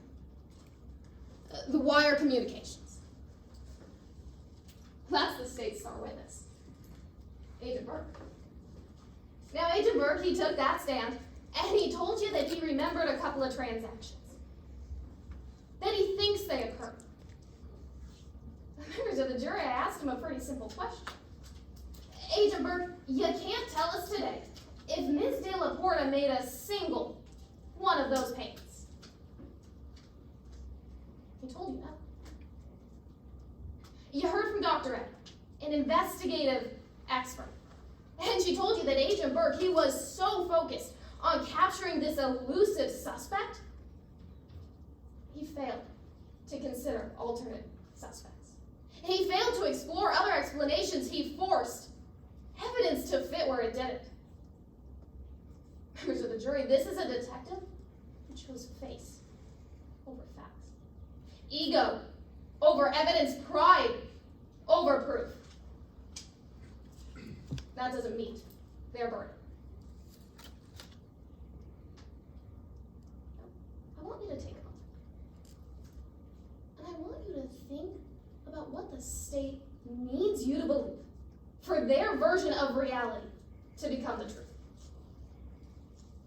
Ms. De La Porta is a billionaire.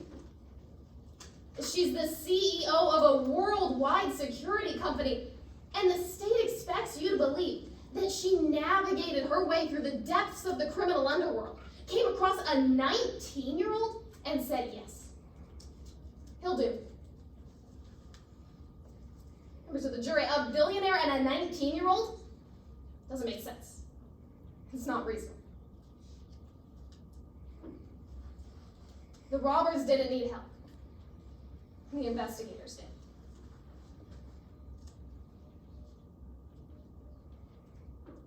Arguments like this one happen every single day. The state will be back here again tomorrow trying another case. And the judge in this case has countless more cases to hear just this year. But it's the most important day of her life. They didn't need help. They didn't need her. But she needs you.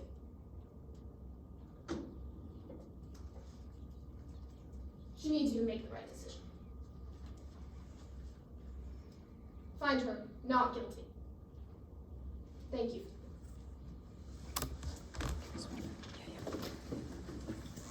And prior to rebuttal, would you like me to take that down? Sorry.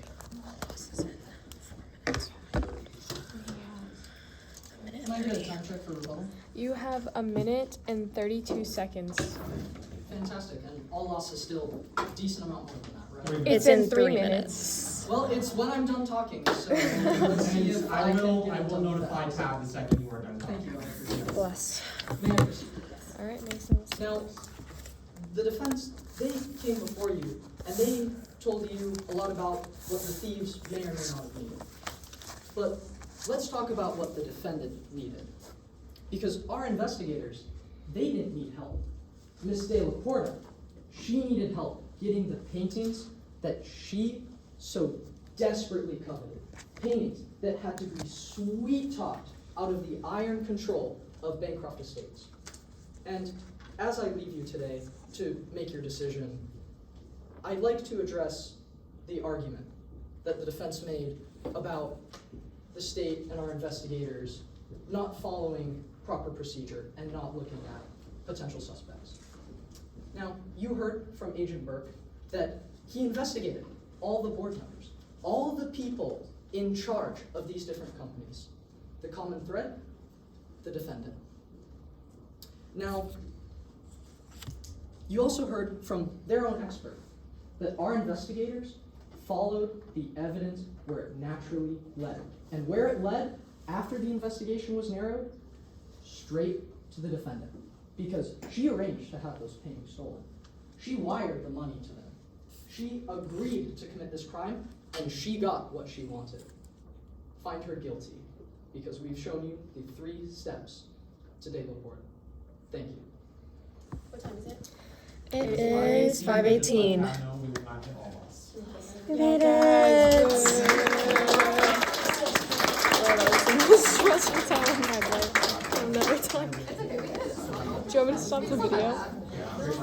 Do you want me to stop the video or do you want it? Oh.